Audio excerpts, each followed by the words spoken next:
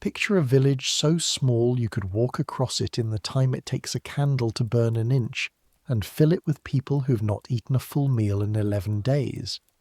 Add a priest who locks the church door at night so the starving cannot steal the communion bread. A Lord Steward who counts every sack of grain twice, and a winter sky the colour of a bruise that will not heal. That's England in the hungry years of the early 1300s. Rich in law, poor in bread. A place where a man could kneel in a stone church built to last 1,000 years and then go home to a hut that might not survive the next storm. We're going back there tonight.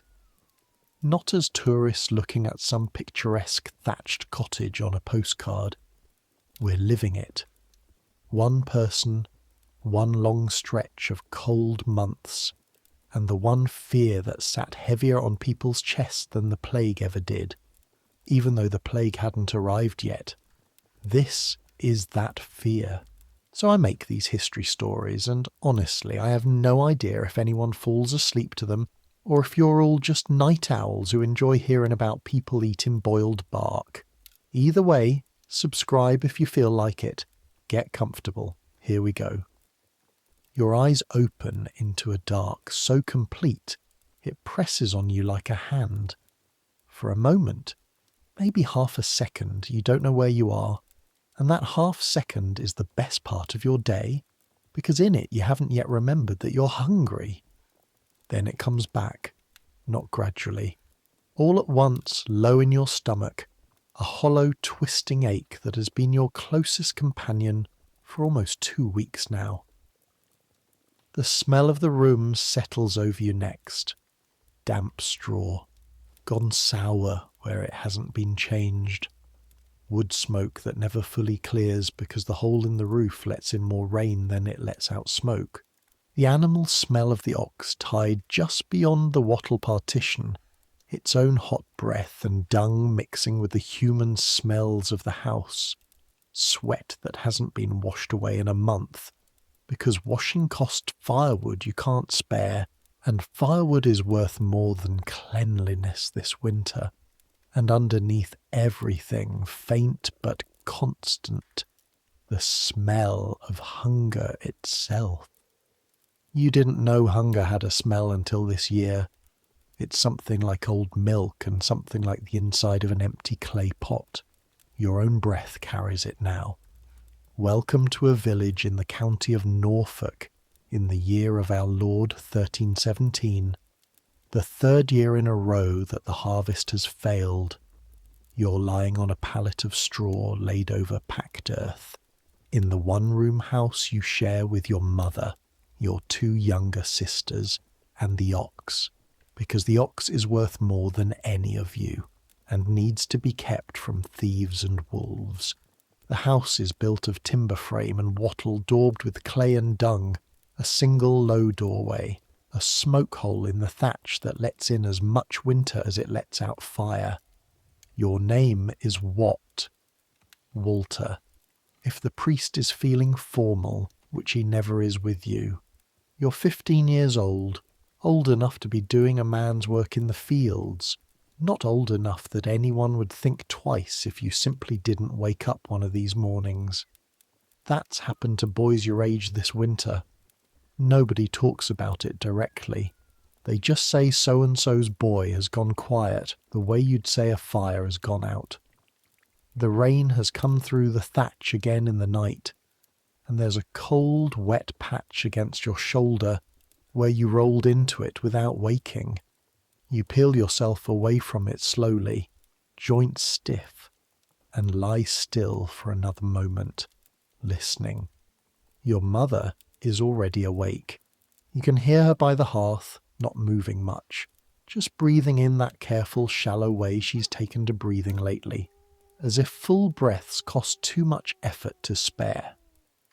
Somewhere outside, impossibly early, a dog is barking at something in the dark, and you find yourself hoping, with a shame that curls low in your gut, that it's barking at a rabbit. A stupid, careless rabbit that has wandered too close to the village. Meat. You would eat it raw if someone put it in your hands right now. Fur and all, you think. And then you feel disgusted with yourself for thinking it, and then you think it again anyway, because disgust doesn't fill a stomach. You sit up. Your head swims for a second. It does that now every morning, a grey, tilting dizziness that passes if you wait it out, and when it clears you can make out shapes in the dark. The low shape of your mother by the banked coals, the two smaller shapes of your sisters, Agnes and little Mary, curled together under the one remaining blanket that hasn't been sold, traded, or worn through. You're awake, your mother says. Not a question. Her voice has gone thin this winter, papery, like the words are costing her something to produce. Is there anything, you ask, and you hate how it comes out. Hopeful and childish even though you're 15 and meant to be past hoping like a child. There's the bread from yesterday. What's left of it? The bread from yesterday. You know exactly what that means because you helped make it. Barley flour stretched with ground beans, and when the beans ran out 3 days ago, stretched further with dried peas, and when the peas ran thin, with something you try not to think too hard about. Bran, mostly. The husks that a better year would have fed to pigs. Ground fine enough to pass for flour if you don't look too closely and don't expect it to taste like anything except grit and old dust. There were pigs once. 2 of them, fat and pink and rooting in the yard behind the house. They were slaughtered in the autumn of the first bad year, when it became clear there wasn't grain enough to fatten them through winter and feed the family too. You remember the smell of that slaughter, the steam rising off the blood in the cold air, and you remember how good the meat tasted, and you remember that it lasted exactly 4 months before it was gone, and there has been no meat since except once, in November, when your father brought home a magpie he'd managed to snare, and your mother made a broth so thin you could see the bottom of the pot through it, and it was still the best thing you'd eaten all year. Your father isn't in the house. He left 3 days ago to walk to the market town, 11 miles east, to see if there's grain to be had at any price, or work to be found, or anything at all that might be turned into food. He should have been back by now. Nobody says his name aloud this morning. You've all learned not to, the way you've learned not to look directly at the empty grain bins in the corner of the house. The way you've learned not to talk about the cattle that used to graze the common, and don't anymore, because half of them died of the murrain last year, and the other half were sold to pay the Lord's rent. You get up. The floor is packed, cold enough that even through the calluses on your bare feet it makes you wince. You cross to where the bread sits wrapped in a cloth on the one shelf in the house, and you unwrap it carefully, the way you've learned to do everything lately. Carefully, slowly, because fast movements make the dizziness worse, and because food, even bad food, even food you're ashamed of, deserves to be handled like it matters. Because it does. The loaf is small. It was small yesterday, and it hasn't grown in the night. You break it. No knife needed.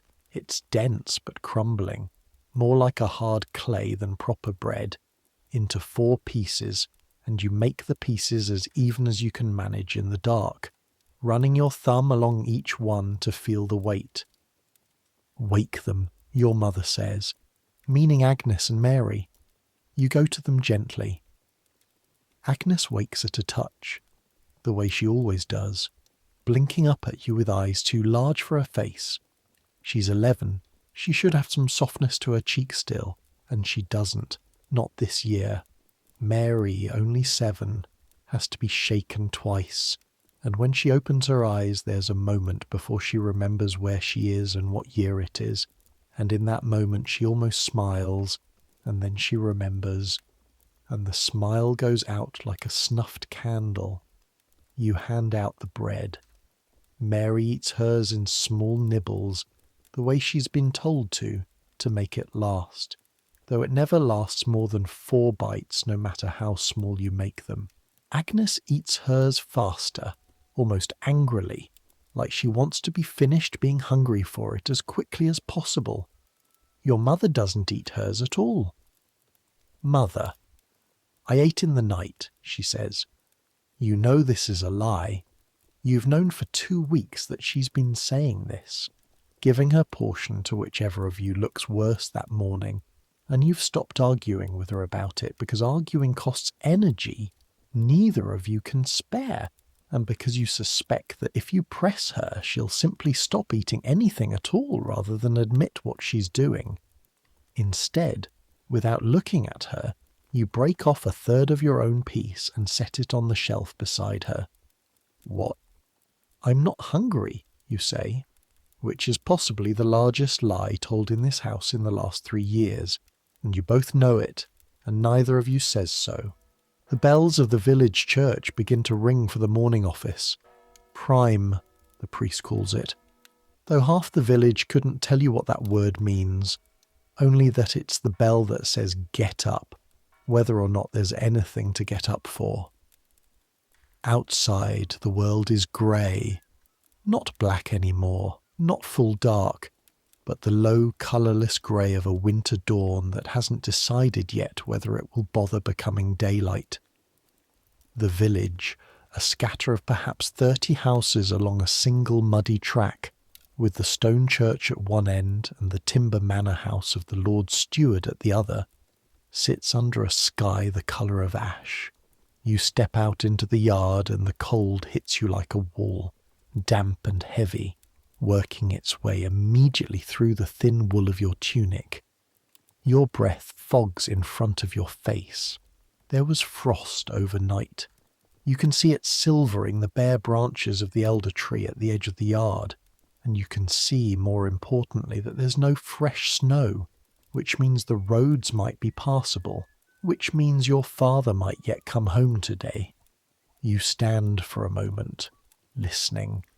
Nothing but the wind moving through the bare hedgerows, and somewhere distant, a cow, one of the few left in the village, lowing in complaint. No sound of a man's footsteps on the road from the east. You think about walking to the crossroads to look for him. You think better of it. Walking wastes strength, and strength is the one thing you have less of every day, and there is work to be done regardless of who is or isn't walking home from market. The village fields stretch out beyond the houses in their long narrow strips. The open field system that every soul here has worked their whole lives, strip after strip of black earth turned by the plough, divided by nothing but a line of unploughed turf between one man's portion and the next.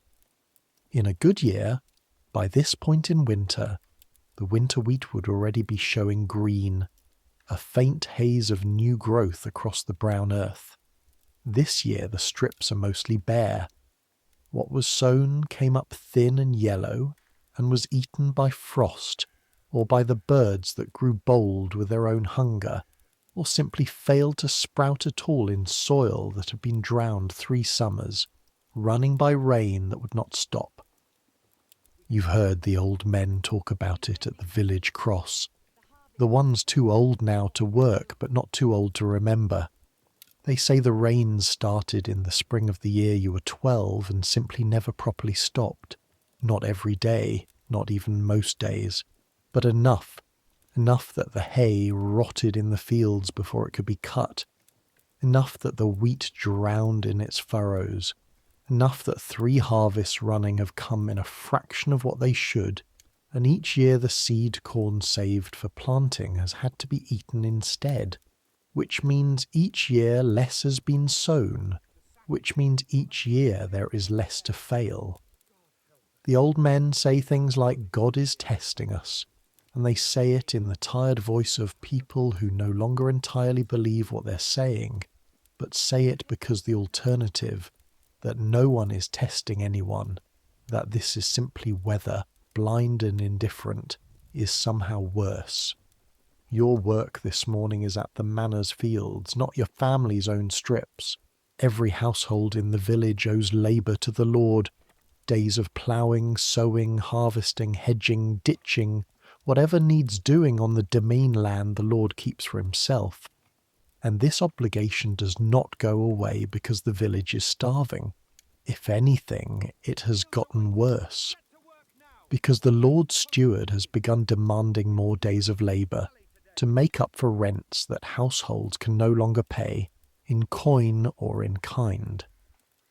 You walk the track toward the manor fields with your hands tucked into your sleeves for warmth, past houses that look in this grey light less like homes and more like the husks of homes, thatch gone ragged and unrepaired because no one has the strength to climb up and fix it, yards empty of the pigs and chickens that should be scratching in them, doors that stay shut through the day because there's no reason to leave them open, no cooking smoke worth trapping, no warmth worth keeping in besides the little that's left of the people themselves. You pass the house of the widow Elwyn, and you see through a gap in her fence that the fence itself has been partly torn apart. Someone's taken the wattle for firewood, probably her own sons, and you wonder distantly whether that means they've run out of proper fuel, or whether they simply couldn't wait for the woodpile they'd normally split from deadfall in the wood, because splitting wood takes strength that has to be spent on other things now. You pass the house of Osbert the smith, and there's no ring of hammer on iron, no smoke from his forge, because there's precious little iron work needed when nobody can afford to have their tools mended, and precious little charcoal to spare for heating iron that isn't going to make anyone fed. The manor fields, when you reach them, already have a scatter of villagers working. A dozen or so, moving slowly, breath steaming, backs bent over the plough or the harrow, or simply standing in small huddles at the field's edge, waiting for the reeve to assign the day's tasks. The reeve is a village man himself, one of the better-off villains, chosen by his neighbours and confirmed by the steward to organise the labour owed to the Lord. His name is Simon, and he has the particular haunted look of a man who has to stand between starving neighbours and a lord who wants his rents regardless, and who has found no way to make that position comfortable for anyone, least of all himself. "What?" he says when he sees you. "Your father back?" "Not yet." Something crosses Simon's face, quick and worried, and then smoothed away. "He'll come. The road's clear enough." You nod, though you notice he doesn't sound entirely certain, and you notice too that he's thinner than he was in the autumn. His belt cinched 2 new holes tighter, and if the reeve himself, a man with more land than most, more grain stored, more standing to fall back on, is losing flesh this fast, you understand, without being told exactly how bad the granaries of the village truly are.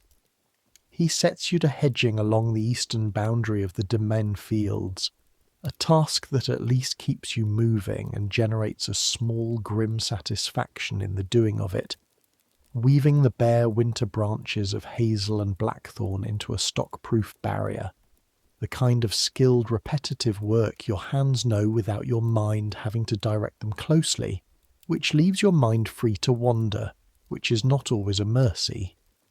Your hands as you work are a map of this winter. The calluses on your palms have thickened from 3 years of extra labour, taken on to make up for what your father alone can no longer manage.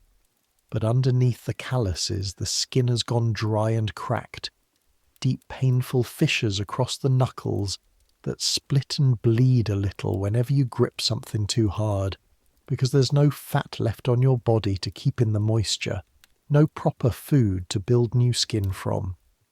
You've taken to wrapping your worst cracks with strips of cloth, which helps a little, though the cloth itself is getting thin from washing and rewashing, since there's none to spare for replacing it.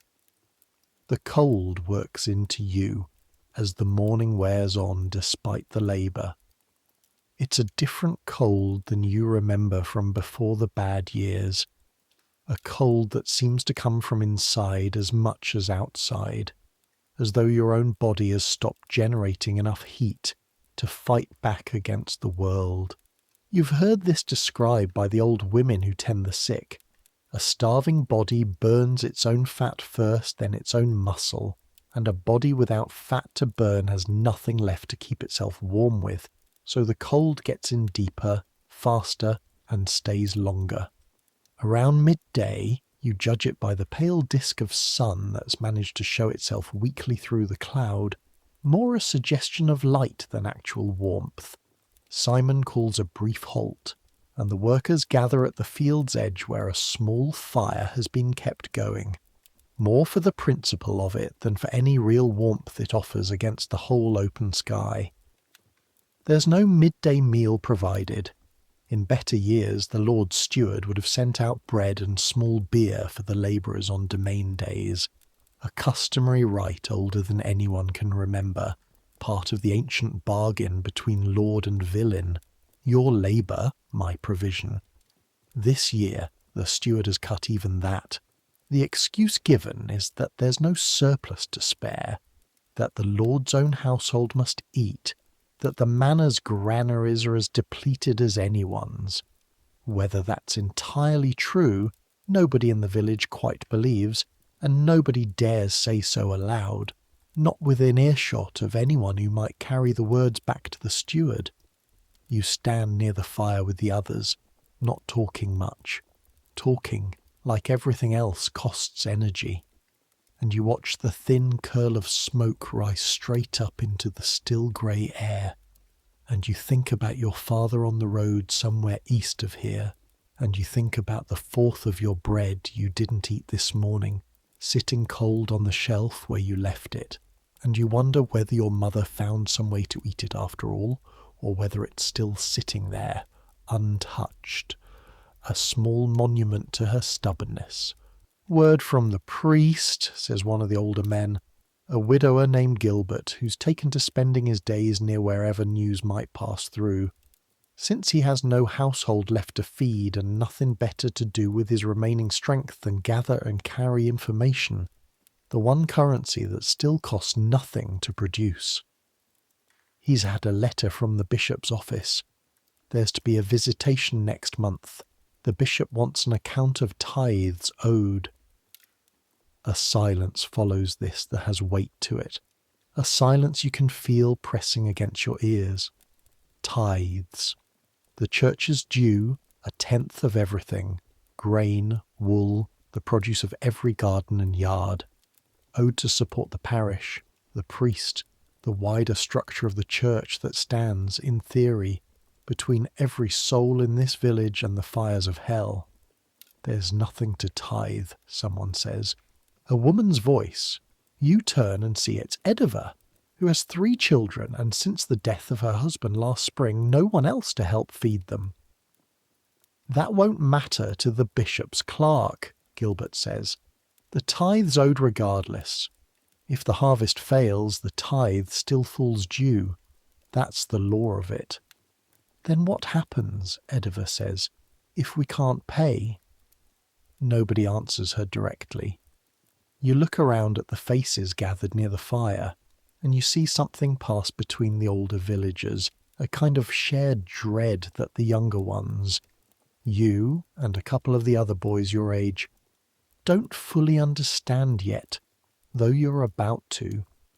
Gilbert is the one who finally says it, quietly, almost as if he doesn't want to give the words too much room to travel. Priests had enough of debtors already this year.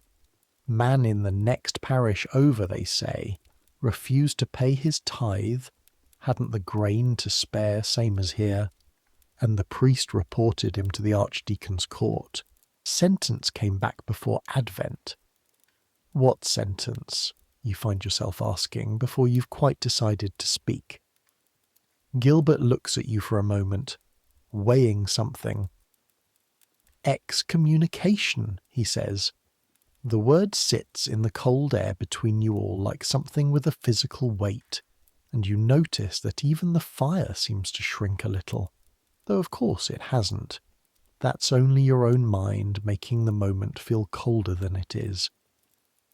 You know, in the vague way that everyone in a village like this knows things, half from the priest's sermons, half from stories passed down at firesides, half from simple absorbed atmosphere, that excommunication is a punishment reserved for the church's worst enemies, heretics, murderers who refuse penance, men who raise a hand against a priest.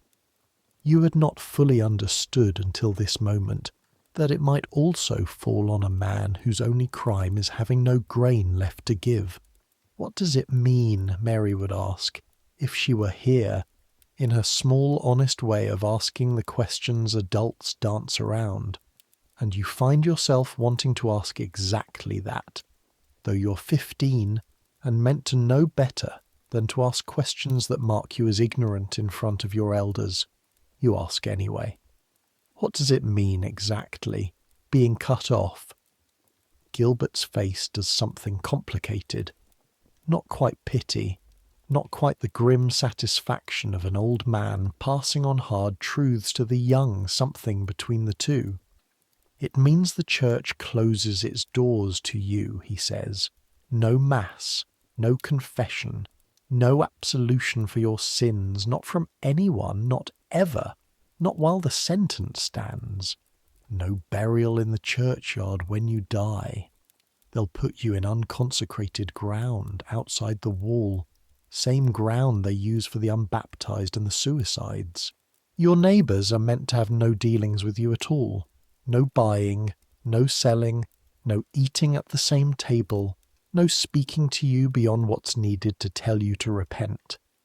A man under sentence of excommunication is meant to be as good as invisible, as good as dead, except he's still walking around, still hungry, still cold, and everyone he's ever known is meant to look straight through him like he isn't there. And if he dies like that, Ediva says very quietly, under the sentence, then he dies unconfessed and unabsolved, Gilbert says, with his sins unforgiven on his soul, and everyone here knows what that means. Straight to hell, no waiting, no purgatory even, because purgatory's for souls still within the church's mercy, and a man cut off like that has no mercy left to draw on. Forever. Not 100 years, not 1,000. Forever.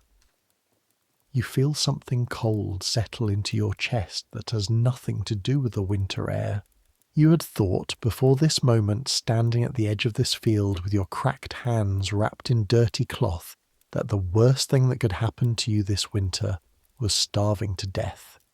You had thought about it, in the dark hours when sleep wouldn't come, pictured your own body growing thinner and thinner until it simply stopped, and you had been afraid of that, properly afraid, the kind of fear that sits behind your ribs like a stone. But starving to death, you realise now, still leaves you something. A grave in the churchyard, blessed ground, your name said over you by the priest, prayers offered for your soul by the living, a chance, however long it might take, however much suffering in purgatory it might cost you, of eventually reaching heaven. Excommunication takes even that away. It doesn't just kill your body. It closes every door that might ever lead your soul out of hell, forever. And it does this while you're still alive to feel every door closing. That is worse than the plague, you understand suddenly, with a clarity that makes your knees feel weak in a way that has nothing to do with hunger. The plague, you've heard the old stories, the sickness that came through generations ago, The buboes and the fever and the swift, terrible death. The plague only kills the body. If a man dies of plague shriven and absolved, with a priest able to reach him in time, his soul is still safe, still bound for heaven eventually, whatever suffering the sickness cost him on the way there. But a man excommunicated and unforgiven, even if he lives to be 90 and dies peacefully in his bed of nothing more dramatic than old age, dies with his soul already forfeit. The body's death barely matters at that point. It's the soul's death that's certain and permanent, and that has already begun the moment the sentence is passed. Has anyone here, you ask, and your voice comes out smaller than you meant it to, ever seen it? Someone under sentence? Gilbert nods slowly. When I was a boy. A man 2 villages over. Poached deer from the Lord's warren. Got caught. Refused to do public penance for it. Proud man or stubborn, I never knew which. Priest read the sentence from the pulpit on a Sunday in front of the whole parish. Bell, book, and candle, they call it. Priest rings a bell like for the dead, closes the book of scripture like it's shut against the man forever, snuffs out a candle and casts it down to show the man's soul going dark.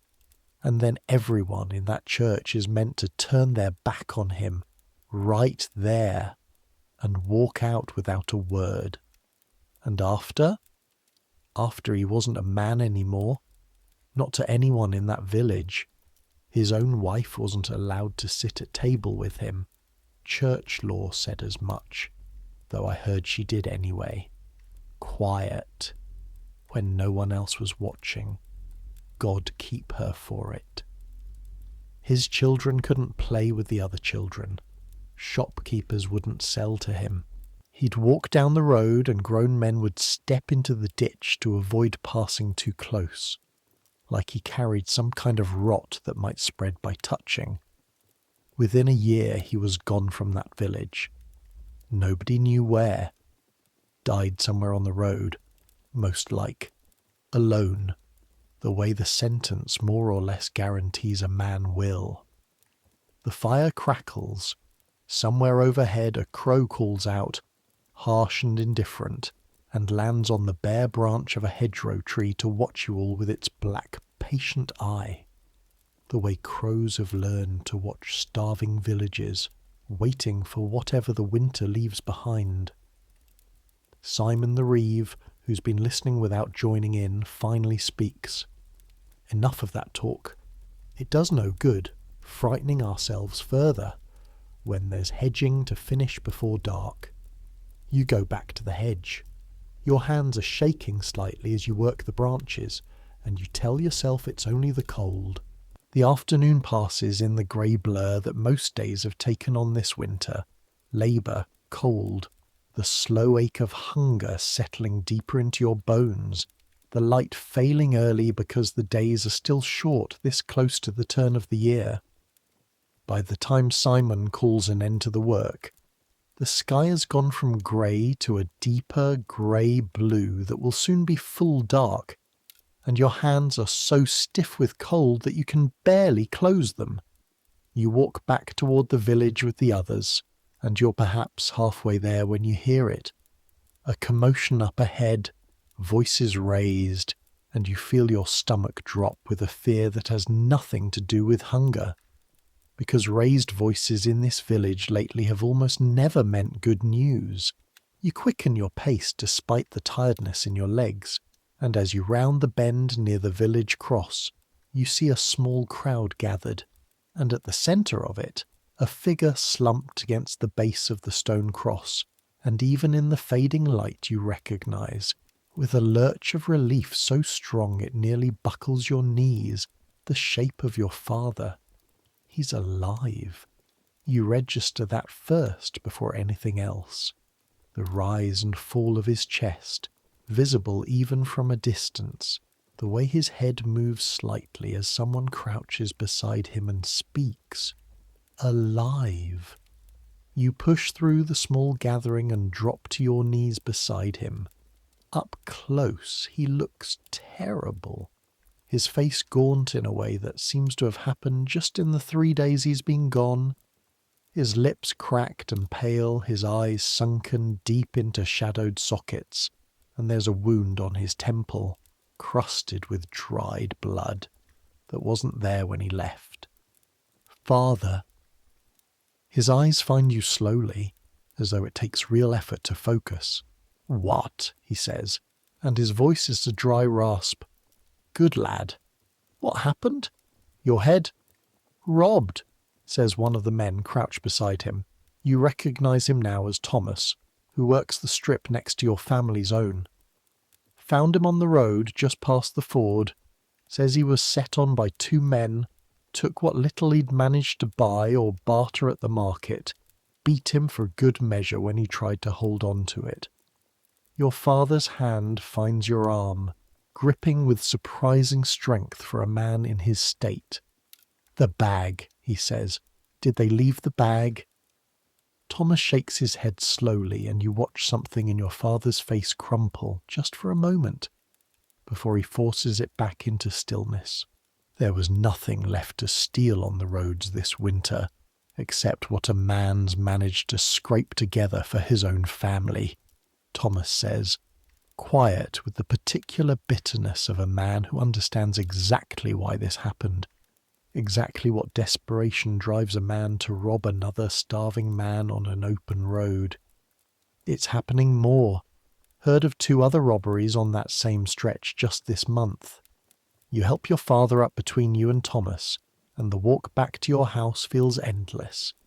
His weight heavier on your shoulder than you'd have thought possible for a man who's lost so much flesh this winter. Your mother meets you at the door, and whatever composure she's kept through the day's own struggles breaks a little at the sight of him, though she doesn't cry. None of you cry much anymore. It costs water your bodies can't spare. She just makes a small sound, low in her throat, and helps you settle him onto the pallet by the fire. By the light of the single tallow candle you can afford to burn, you get a proper look at the wound on his head. Not deep, thankfully, more a graze that's bled more than it's actually damaged him. And your mother cleans it as best she can with water warmed over the fire and a scrap of clean cloth, murmuring to him in a low voice the whole time, the kind of soft, wordless comfort that doesn't need actual words to do its work.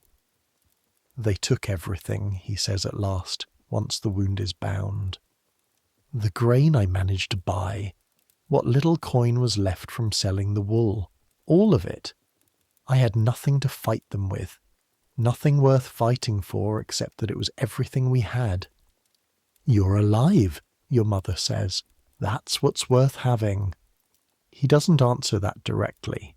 He lies there, staring up at the dark thatch above him, and you can see him doing the same arithmetic you've all been doing for months, counting what's left, counting how many days it will stretch, counting the gap between what's left and what's needed, and finding, as always, that the gap only grows. There's the tithe as well, you say before you can stop yourself, and you immediately regret it, because your father's face, already grey with exhaustion, goes greyer still. What tithe? You tell him what Gilbert said, about the bishop's visitation, about the man in the next parish, about bell, book and candle. Your father listens in silence, and when you finish, he closes his eyes. We'll manage it, he says, though his voice carries none of the conviction the words are meant to hold. We always have. Nobody in the room believes him, including, you suspect, himself. But nobody says so, because saying so out loud would make it more true than it already threatens to be. And there's a kind of protective magic in simply not naming your worst fear directly, as if the fear itself might hear its name spoken and come looking for you. That night, after the little food that can be spared has been eaten, a broth made mostly of water and a few withered turnips saved from the cellar, thin enough that it does almost nothing to fill the ache in your stomach, but at least warms you from the inside for the length of time it takes to drink it. You lie on your pallet listening to the sounds of the house settling into an uneasy sleep. Your father's breathing, ragged and shallow. Your mother's occasional soft movements as she checks on him in the dark.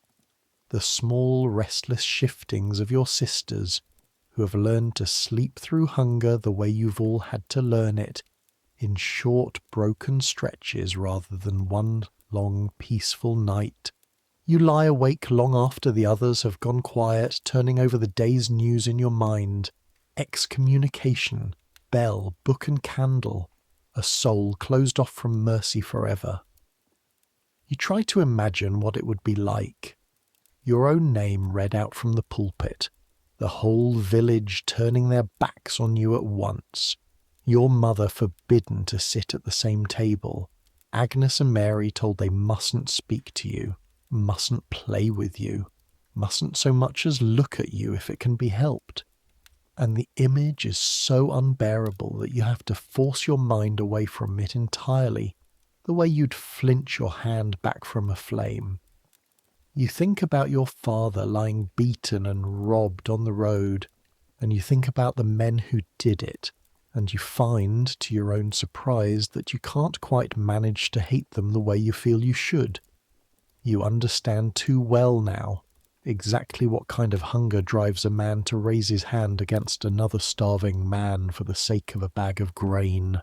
You wonder whether, in their position, you might have done the same, and the wondering frightens you more than almost anything else as this whole long winter, because it means the line between yourself and those men is thinner than you'd like to believe, thinner than any line should be.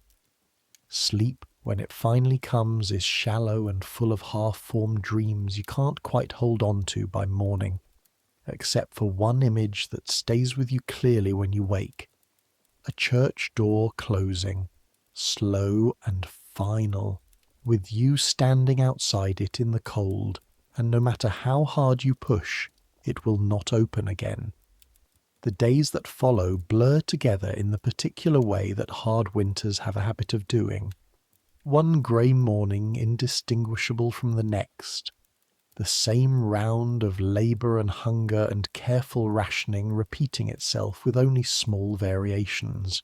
Your father recovers slowly from his beating, though slowly is a generous word for it. A man already weakened by months of poor food does not heal the way a well-fed man would, and the bruising on his ribs, where it turns out the robbers also struck him more than once, takes its time fading, and for a week or more he can only manage light work, which means the burden of the family's own strips and the manor's domain labour both fall more heavily on you and your mother. You learn to forage in ways you'd never needed to before the bad years. The hedgerows, stripped bare of anything obviously edible months ago, still yield a little if you know where to look and aren't too proud to eat things that in a good year would be left for the birds. You learn to dig for the roots of certain weeds that Gilbert, in his endless wandering knowledge, teaches you to identify.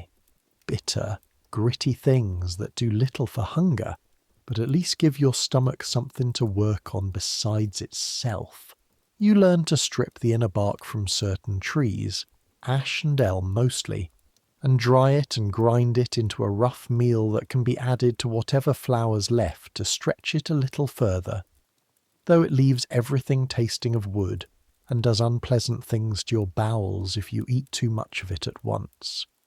You learn, too, the particular geography of desperation that has settled over the village, which households are managing better than others, which are managing worse, and the careful, unspoken etiquette that has grown up around this knowledge. Nobody boasts of having more than their neighbours, even the handful of families who do, because boasting invites resentment, and resentment in a starving village can turn quickly into something worse. And nobody admits too openly to having less, because admitting weakness invites a different kind of danger. the attention of those looking for something to steal, or the pity of neighbours who have nothing spare to offer beyond pity itself, which fills no stomachs.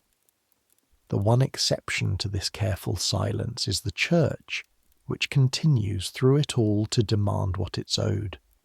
The priest, Father Osmond, is not by nature a cruel man. You've known him your whole life, watched him baptize your sisters, watched him bury 3 of your grandparents' generation, and there's never been anything in his manner before this winter to suggest cruelty.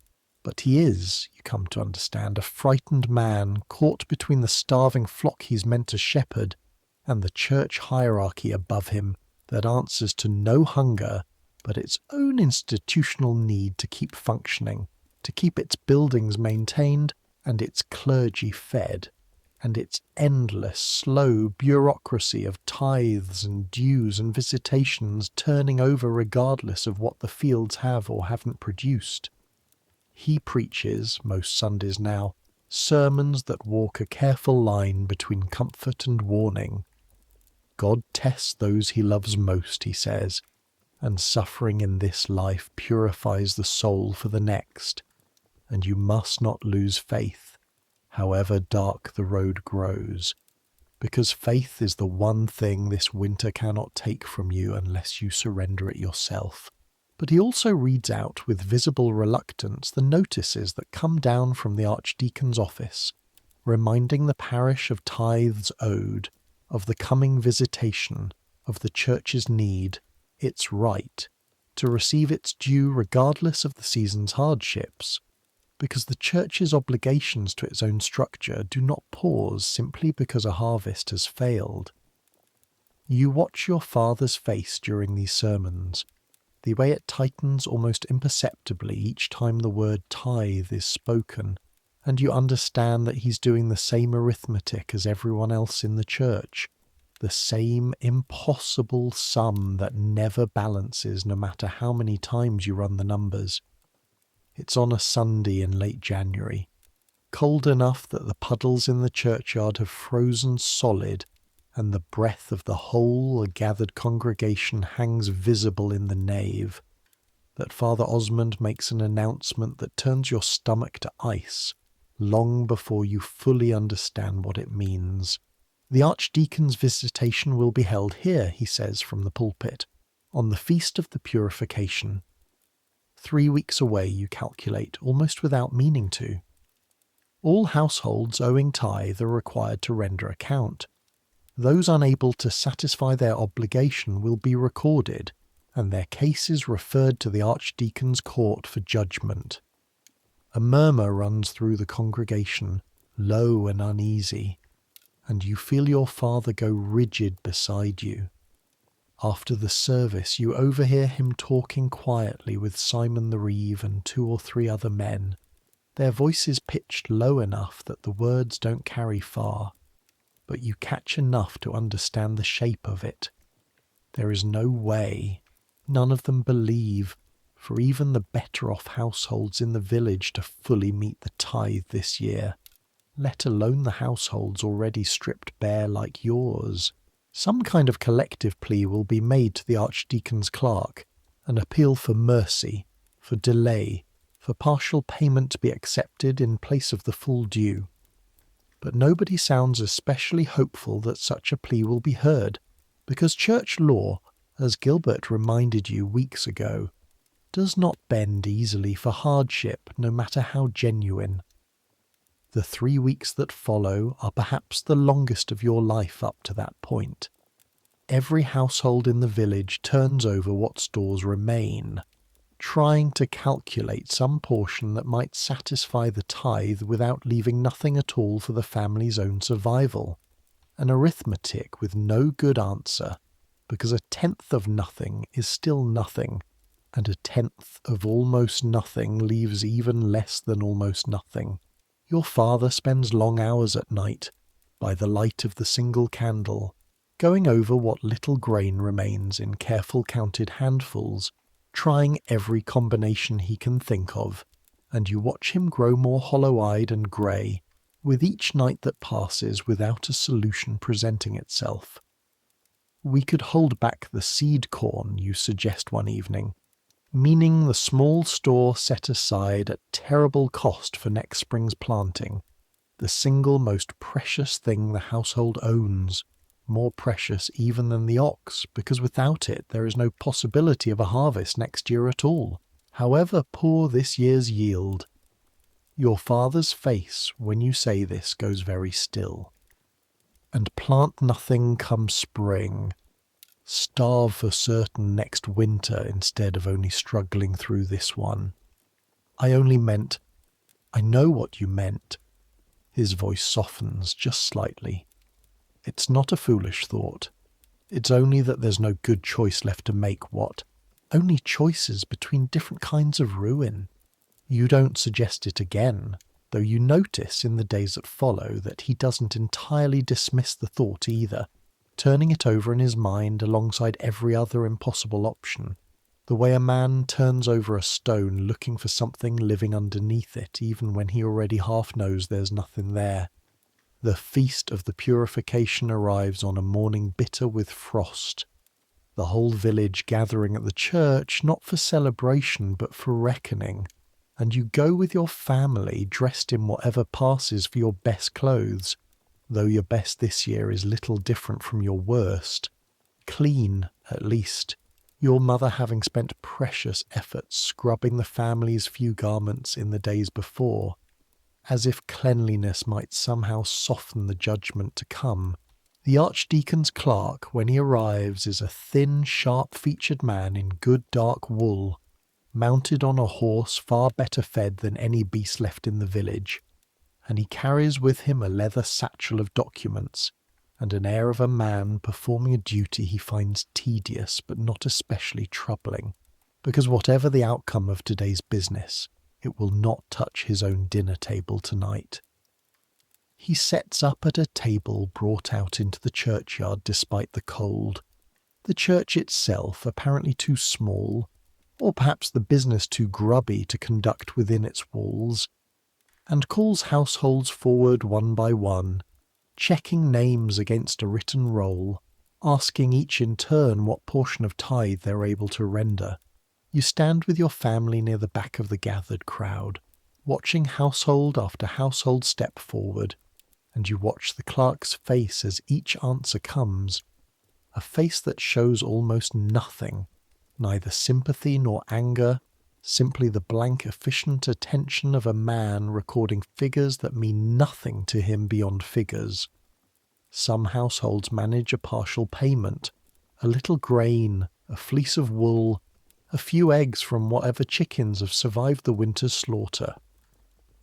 The clerk notes these down and moves to the next name without comment. Other households have nothing at all to offer, and for these the clerk's pen simply pauses a moment longer over the page before recording, in his neat clerkly hand, whatever notation the church's law requires for a debt unpaid.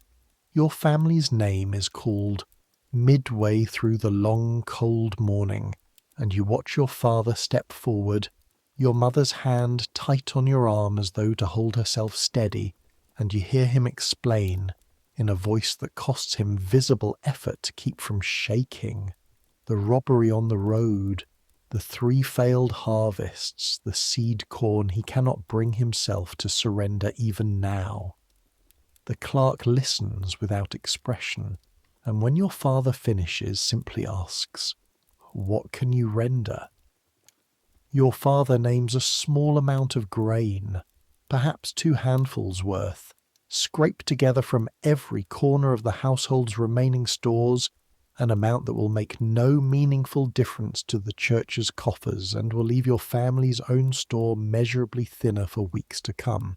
The clerk writes this down, and then writes something further beneath it, and you see your father's shoulders tighten as he watches the pen move, unable to read the words himself, but understanding, from the clerk's continued writing, that whatever is being recorded is more than a simple note of partial payment. The remainder stands as debt against the household, the clerk says without looking up. Recorded for the archdeacon's further judgment, should full payment not be forthcoming within the appointed grace period. How long, your father asks, is the grace period? Until Easter, says the clerk, and moves on to the next name without further explanation, as though the matter of your family's entire spiritual future, hanging now on whether an impossible sum of grain can be produced from fields that have failed 3 years running, is a matter already fully addressed and requiring no further attention from him. You walk home from the churchyard that day in a silence heavier than any that settled over your family this whole long winter. Your father says nothing the whole way, his jaw set, his eyes fixed on some point in the middle distance, and your mother walks close beside him, not touching him, but close enough that her presence itself seems to be doing some of the work that words can't. Until Easter. 10 weeks, roughly, calculate, though you're not entirely certain of the arithmetic, and don't especially want to check it too carefully, as though the exact number of days might make the deadline feel more real than it already does.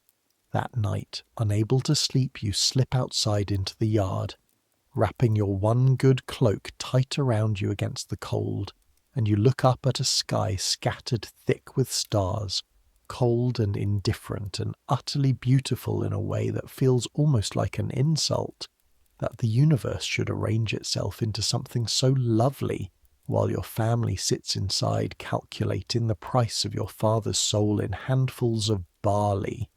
You think about what Gilbert said, weeks ago now, about the man 2 villages over, how within a year of his sentence he was gone, dead somewhere on a road, alone.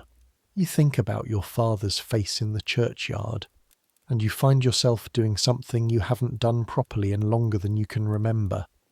You pray, not the formal Latin words the priest recites, which you know only in fragments and don't fully understand, but your own words, simple and desperate, asking whatever might be listening to let the harvest come good this year, to let the rain stop, to let there be enough, just enough, to keep your father's soul out of the ledger.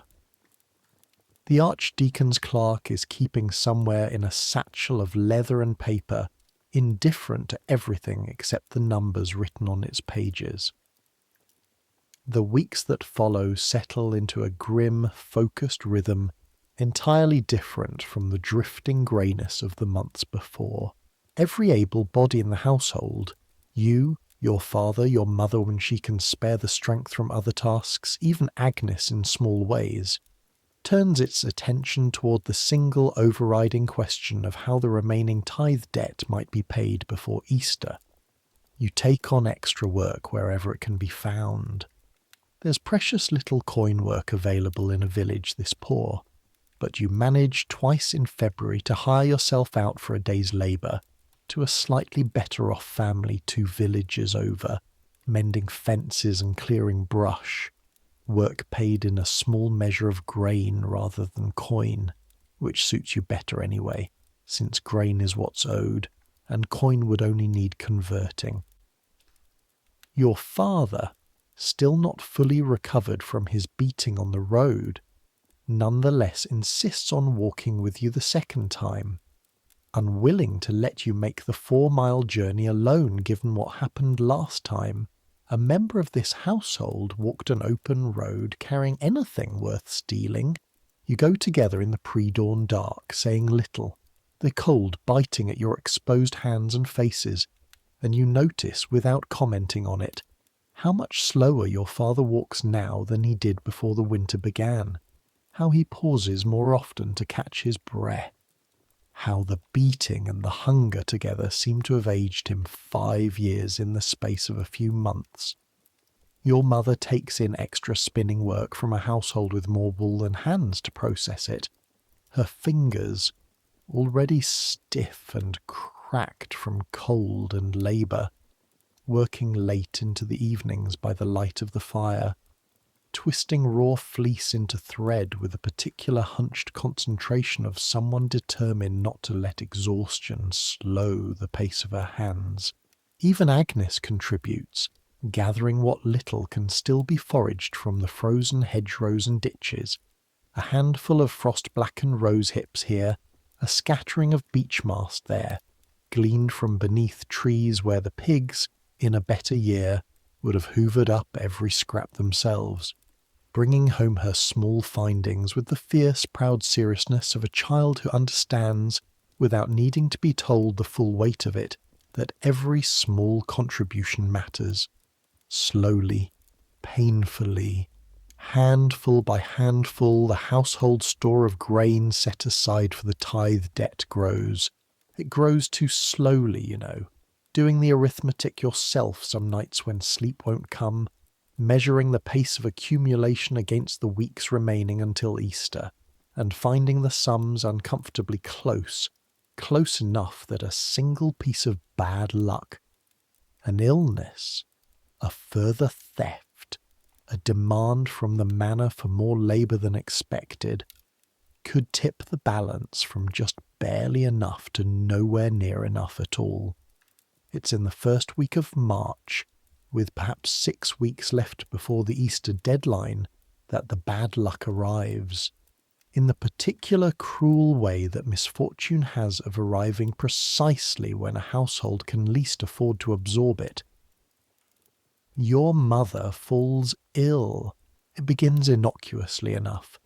A cough, a heaviness in her chest that she tries at first to work through, continuing her spinning by the fire despite a fever that flushes her cheeks with colour, that would look healthy on anyone else but on her, this winter looks wrong, artificial, a mask laid over the grey exhaustion beneath.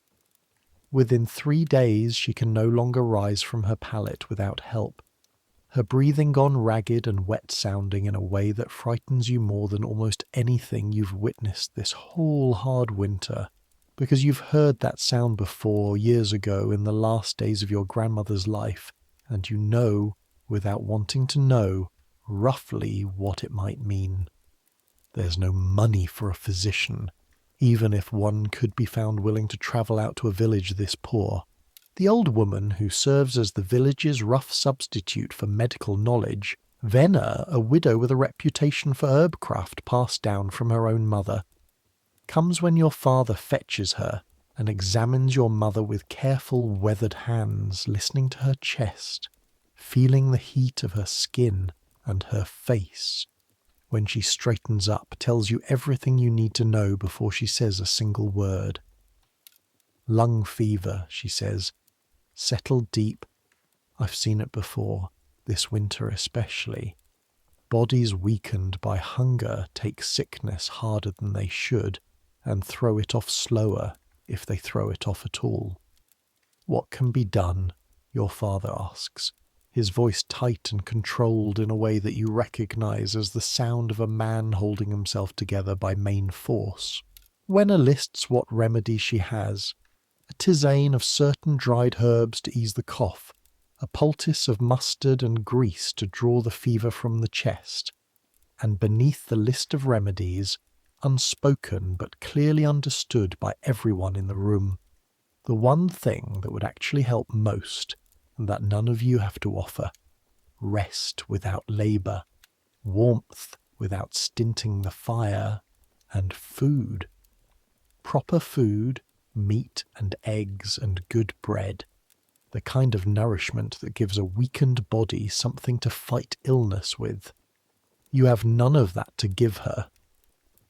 What grain remains in the house is earmarked, every measured handful of it, for the tithe debt, and the arithmetic that seemed merely uncomfortable a week ago now feels like something closing around your throat, because every meal your mother needs to have any chance of fighting off this illness is a meal drawn from the same desperately thin store that stands between your father's soul and eternal damnation. You watch your father wrestle with this over the days that follow, in a silence that says more than words could. You watch him measure out each evening slightly more grain for your mother's broth than for anyone else's. Watch the tithe store shrink a little faster than planned. Watch him do the sum again each night and find it balancing worse than the night before. And you understand, without either of you ever saying it aloud, that he has made his choice, quietly, without ceremony. The same way most real choices in a life like this one get made, not with grand declarations, but with small acts repeated night after night until the shape of the decision becomes undeniable. He is choosing your mother's body over his own soul, and he is doing it without hesitation, and you find yourself both proud of him and frightened for him in equal measure, in a way that makes it hard to look at him directly some evenings without your throat closing up. Your mother, for her part, fights him on it as hard as her illness allows. "Give it to the tithe," she rasps one evening, when she catches him measuring out an extra portion for her broth. "I'll manage on less." "You'll manage on what you're given," he says, and there's a firmness in his voice that you rarely hear him use with her, a firmness that closes the conversation rather than opening it further. "Edmund." Your mother struggles up onto one elbow, the effort of it costing her a fit of coughing that leaves her gasping before she can continue. "You know what's at stake. You know what happens if the debt isn't paid." "I know what happens if you die," he says, and his voice for just a moment cracks. In a way you've never heard it crack before, not once in your whole life, not through 3 failed harvests, not through his own beating on the road, not through any of the long grinding hardships of this terrible winter.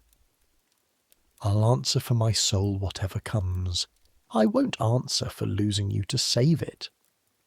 Your mother doesn't argue further after that, though you can see, in the way her eyes stay wet and bright in the firelight, that the argument hasn't really ended, only gone underground, the way most disagreements in this house have learned to do this winter, because open conflict cost energy nobody can spare. Her illness runs its course over nearly 3 weeks, and they are, without question, the worst 3 weeks of your entire life to that point. You take on almost the whole burden of the household's labour yourself during this time, your father splitting his own strength between the fields and sitting with your mother through the worst of her fever, and you learn in those weeks a depth of exhaustion you hadn't known your body could reach and continue functioning through. A state where your hands move through familiar tasks almost independently of your conscious mind, where the ache in your muscles becomes background noise beneath a more pressing ache of worry that never quite subsides. There are nights during those 3 weeks when you're certain, listening to the terrible wet rattle of your mother's breathing through the thin partition of the house that she won't see morning. You lie awake through those nights with your sisters pressed close against you for warmth and for comfort. Neither of you can properly offer the other, listening, counting the gaps between her breaths, praying the same desperate half-formed prayers you prayed on the night after the Archdeacon's visitation, asking whatever might be listening for one more morning, and then, when that morning comes and she's still breathing, for one more after that. She turns a corner finally in the last days of March, the fever breaking slowly, in stages that give you false hope, followed by fresh terror, followed eventually, blessedly, by a genuine and lasting improvement. By the first week of April she can sit up unaided, can take proper solid food again rather than only thin broths, can speak in something closer to her normal voice rather than the terrible rasp the illness left her with. She has survived, but the cost of her survival, measured out grain by grain over 3 desperate weeks, has gutted what remained of the tithe store almost entirely. There is a single afternoon in the middle of that terrible stretch while your mother's fever still had its hand around her chest, when your father sends you on an errand that has nothing to do with grain or tithe or debt, and everything to do with simply getting you out of the house for an hour, because he can see, even through his own exhaustion, that you've begun to move through your days with the same hollow, fixed stare he's caught in his own reflection in a bucket of water more than once this winter. Take the path by the old mill, he says. See if the miller's wife has any bran left over from grinding, even the poor sweepings off the floor. Tell her we'll trade labour for it, whatever labour she needs, come spring. You go, glad of the excuse to walk somewhere that isn't the Demen fields or your own family's strips, glad of an hour where your hands don't need to be doing anything at all except carrying you forward along a muddy track. The old mill sits a mile beyond the village, at a bend in the small stream that turns its wheel, and you can hear it before you see it. That low, creaking groan of ancient wood turning against ancient wood, a sound that's been the same, you think, since before your grandfather's grandfather walked this same path on some equally desperate errand of his own. The stream itself is running high and brown with spring melt, loud over its stones, and you stop for a moment on the little wooden footbridge that crosses it, just to listen, just to feel the cold, damp air coming up off the water against your face, because it's the first thing in longer than you can remember that has asked nothing of you and offered nothing in return except the simple fact of its own indifferent continuing. The miller's wife, a broad, quiet woman named Juliana with flour permanently worked into the creases of her knuckles, listens to your request without much expression and disappears into the mill's dim interior for a while before returning with a small sack, not full but not empty either, of the coarse sweepings from the grinding floor, husk and bran and the gritty leavings that in a good year would go straight to the pigs. Your father's a fair man, she says, handing it over. I've not forgotten how he helped my husband dig us out after the roof came down in that storm 3 winters back, before any of this started. Tell him there's no debt of labour owed for this. Just tell him to remember it, when things come round right again. You thank her more than the small sack of gritty sweepings probably warrants, because it isn't really the bran that moves you. It's the plain fact of someone offering something without first calculating exactly what it will cost them to give it. A kind of arithmetic you'd almost forgotten existed this winter, where every gift seemed to arrive already weighed against some future repayment. Walking home, you pass the small rise of ground above the ford where 3 lone hawthorn trees stand, bent all in the same direction by years of prevailing wind, bare still of leaves but showing, if you look closely at the dark twigs, the faint swollen buds that mean the sap is rising somewhere deep inside them, regardless of how bitter the air still feels against your face.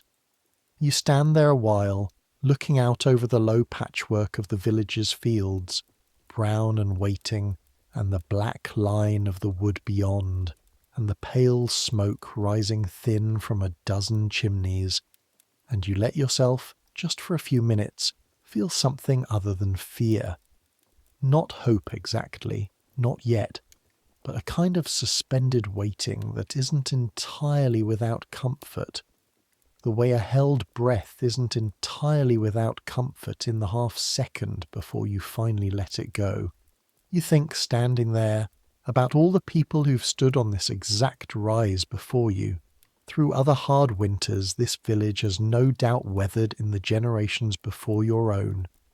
Because surely, you think, there must have been other bad years, other failed harvests, other families who stood exactly where you're standing now, wondering whether spring would come in time to save them. The thought is strange comfort rather than despair. Not that your own suffering is somehow less because others have suffered before you, but that the suffering, however sharp it feels in your own chest right now, has an ending, has always had an ending in every previous instance of it, the way winter itself always eventually gives way to something else, however slowly, however much you doubt it during the worst weeks of the cold. By the time you reach home, dusk is settling, and you find your father sitting exactly where you left him, by the fire, his hands moving through some small repetitive task, mending a break in the plough harness with a length of waxed cord.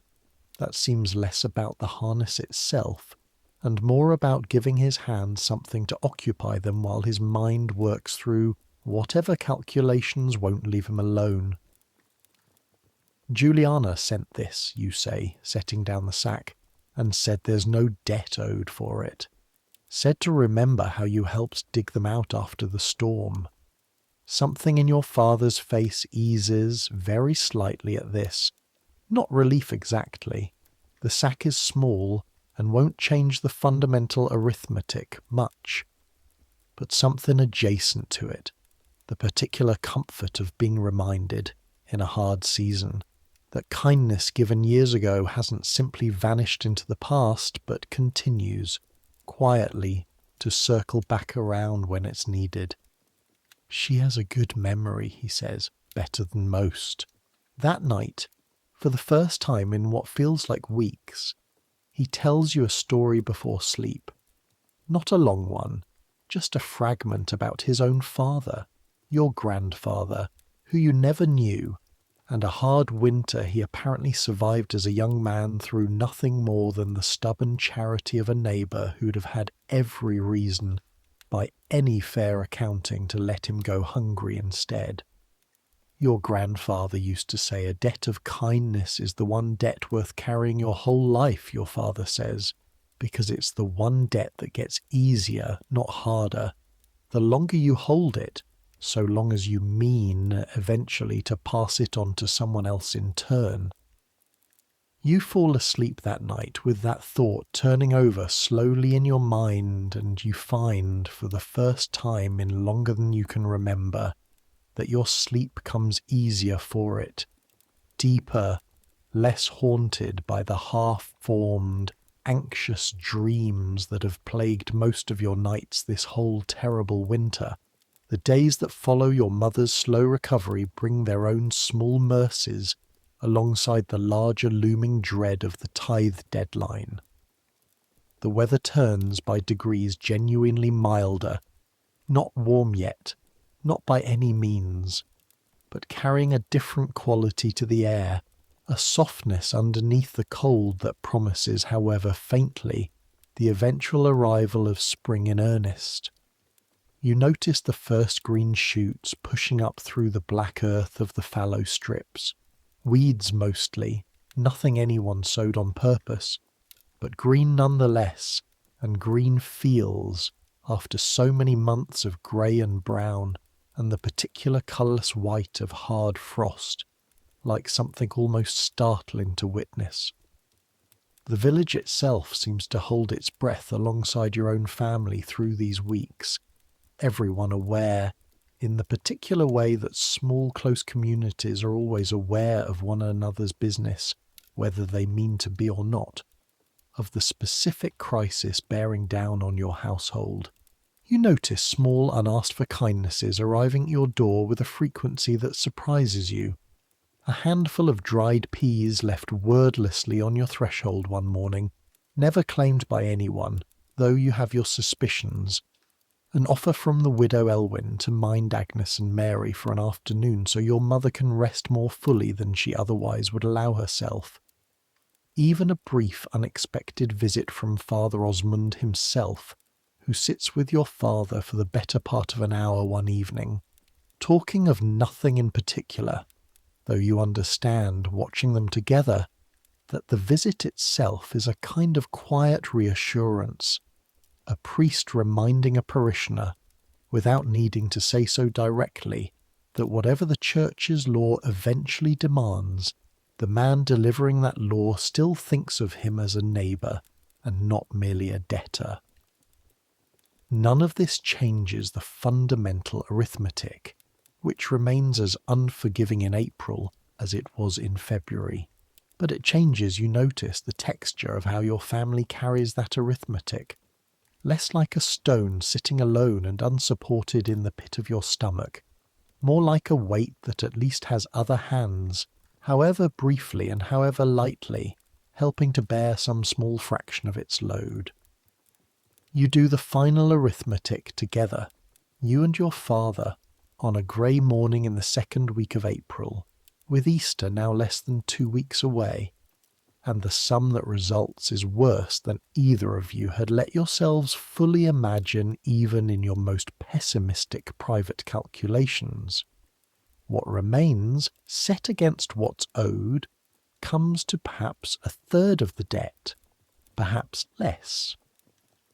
Your father sits for a long time after finishing the sum, staring at the small measured pile of grain that represents everything the household can offer, and you watch something settle over his face that you recognise with the lurch of fear as resignation.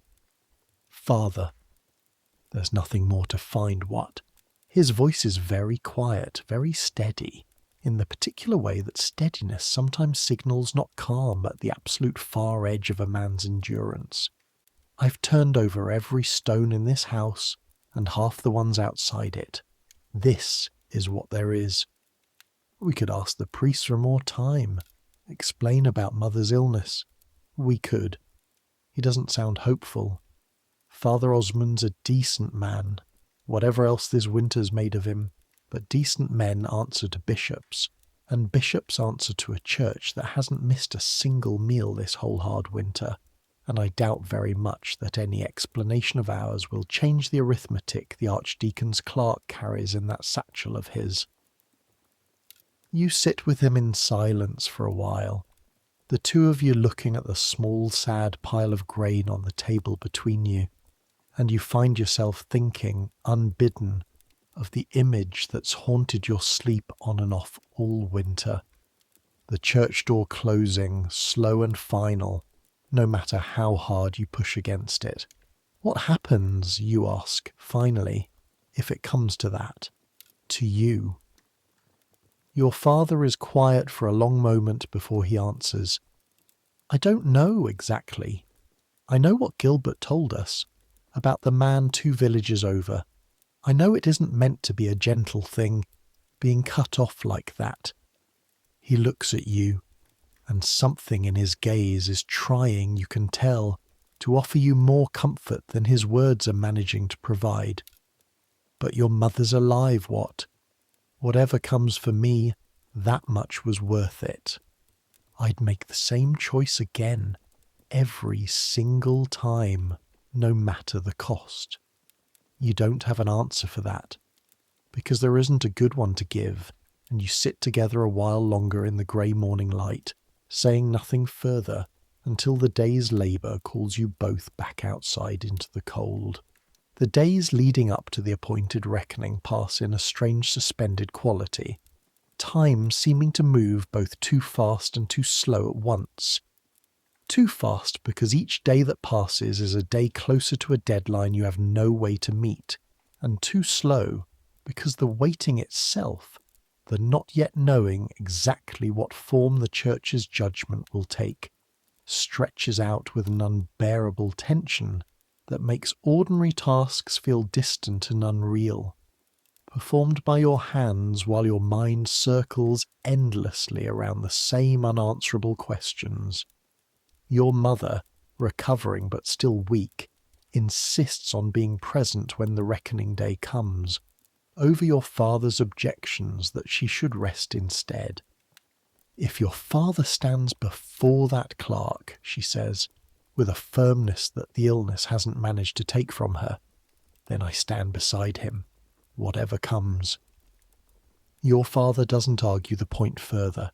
You suspect, watching them together in these final days, that some part of him is grateful beyond words for her insistence, even as another part of him clearly wishes she'd stay safe and warm by the fire rather than exposing herself to more cold and strain than her recovering body can easily bear. The day arrives, not Easter itself, but the Tuesday after, when the Archdeacon's clerk returns to the village to review the accounts left outstanding from the earlier visitation and record whatever judgments the outstanding debts require. The morning is cold but clear, one of the first genuinely bright mornings of the spring, sunlight slanting low and golden across frost-rimed grass. And there's a cruel irony in it, you think, that the day meant to determine your father's spiritual fate should choose to arrive dressed in such gentle, beautiful light. The whole village gathers again in the churchyard as before, and you stand with your family near the front of the crowd this time, close enough to see the clerk's face clearly as he sets up his table and satchel, close enough that there's no possibility of missing whatever words come next. Several households are called before yours, their outcomes varying, some managed in the intervening weeks to close the gap on their debts entirely, and the clerk records their payments with the same blank efficiency as before, moving on without further comment. Others have fallen further behind rather than caught up, and for these households you watch the clerk's pen move in that same lingering way it moved over your family's entry back in February, recording something beyond simple debt, something that makes the household in question go pale and still as they receive whatever verbal notice accompanies the written record. Your family's name is called, and you watch your father step forward, your mother beside him despite her weakness, her hand tucked through his arm in a gesture that looks, in this moment, less like support and more like solidarity, a public declaration that whatever judgment falls on him, she stands within its reach too, by choice. Edmund, son of Roger, the clerk says, checking his roll, the outstanding tithe debt from your household stands recorded at... He names the sum, and even hearing it aloud, stripped of your own private dread, it sounds like an enormous, impossible weight. As of the purification, what can you render today toward its satisfaction? Your father names the sum you gathered together, the small sad pile that represents everything the household could scrape together after your mother's illness took its toll, and you watch the clerk's face carefully, looking for any flicker of the humanity that might allow for mercy, and finding, as before, only the same flat professional attention. That leaves the greater part of the debt still unsatisfied, the clerk says, after a pause spent consulting his roll. The grace period appointed at the time of the initial visitation has now expired. My wife was ill, your father says, and his voice, though clearly costing him enormous effort to keep steady, doesn't waver. Near unto death for the better part of 3 weeks. What grain we had, we spent keeping her alive rather than meeting the church's account. I'll not apologize for that choice, whatever it costs me. Something shifts, very slightly, in the clerk's professional composure. Not quite sympathy, but perhaps something adjacent to it, a small human flicker beneath the official surface. He glances toward your mother, still visibly thin and pale from her recent illness, and something in his expression softens by a degree too small to properly name. I've no authority to forgive a debt owed to the church, he says, and there's something almost apologetic in how he says it, though the words themselves offer no comfort at all. That decision rests with the archdeacon alone, and the archdeacon's judgment in cases of unsatisfied tithe debt, persisting beyond the appointed grace period, is prescribed by canon law rather than left to discretion. He pauses, and in that pause you feel the whole churchyard seem to hold its breath along with you. the golden spring sunlight suddenly feeling less like gentleness and more like an indifferent spotlight, illuminating a moment nobody present wants fully lit.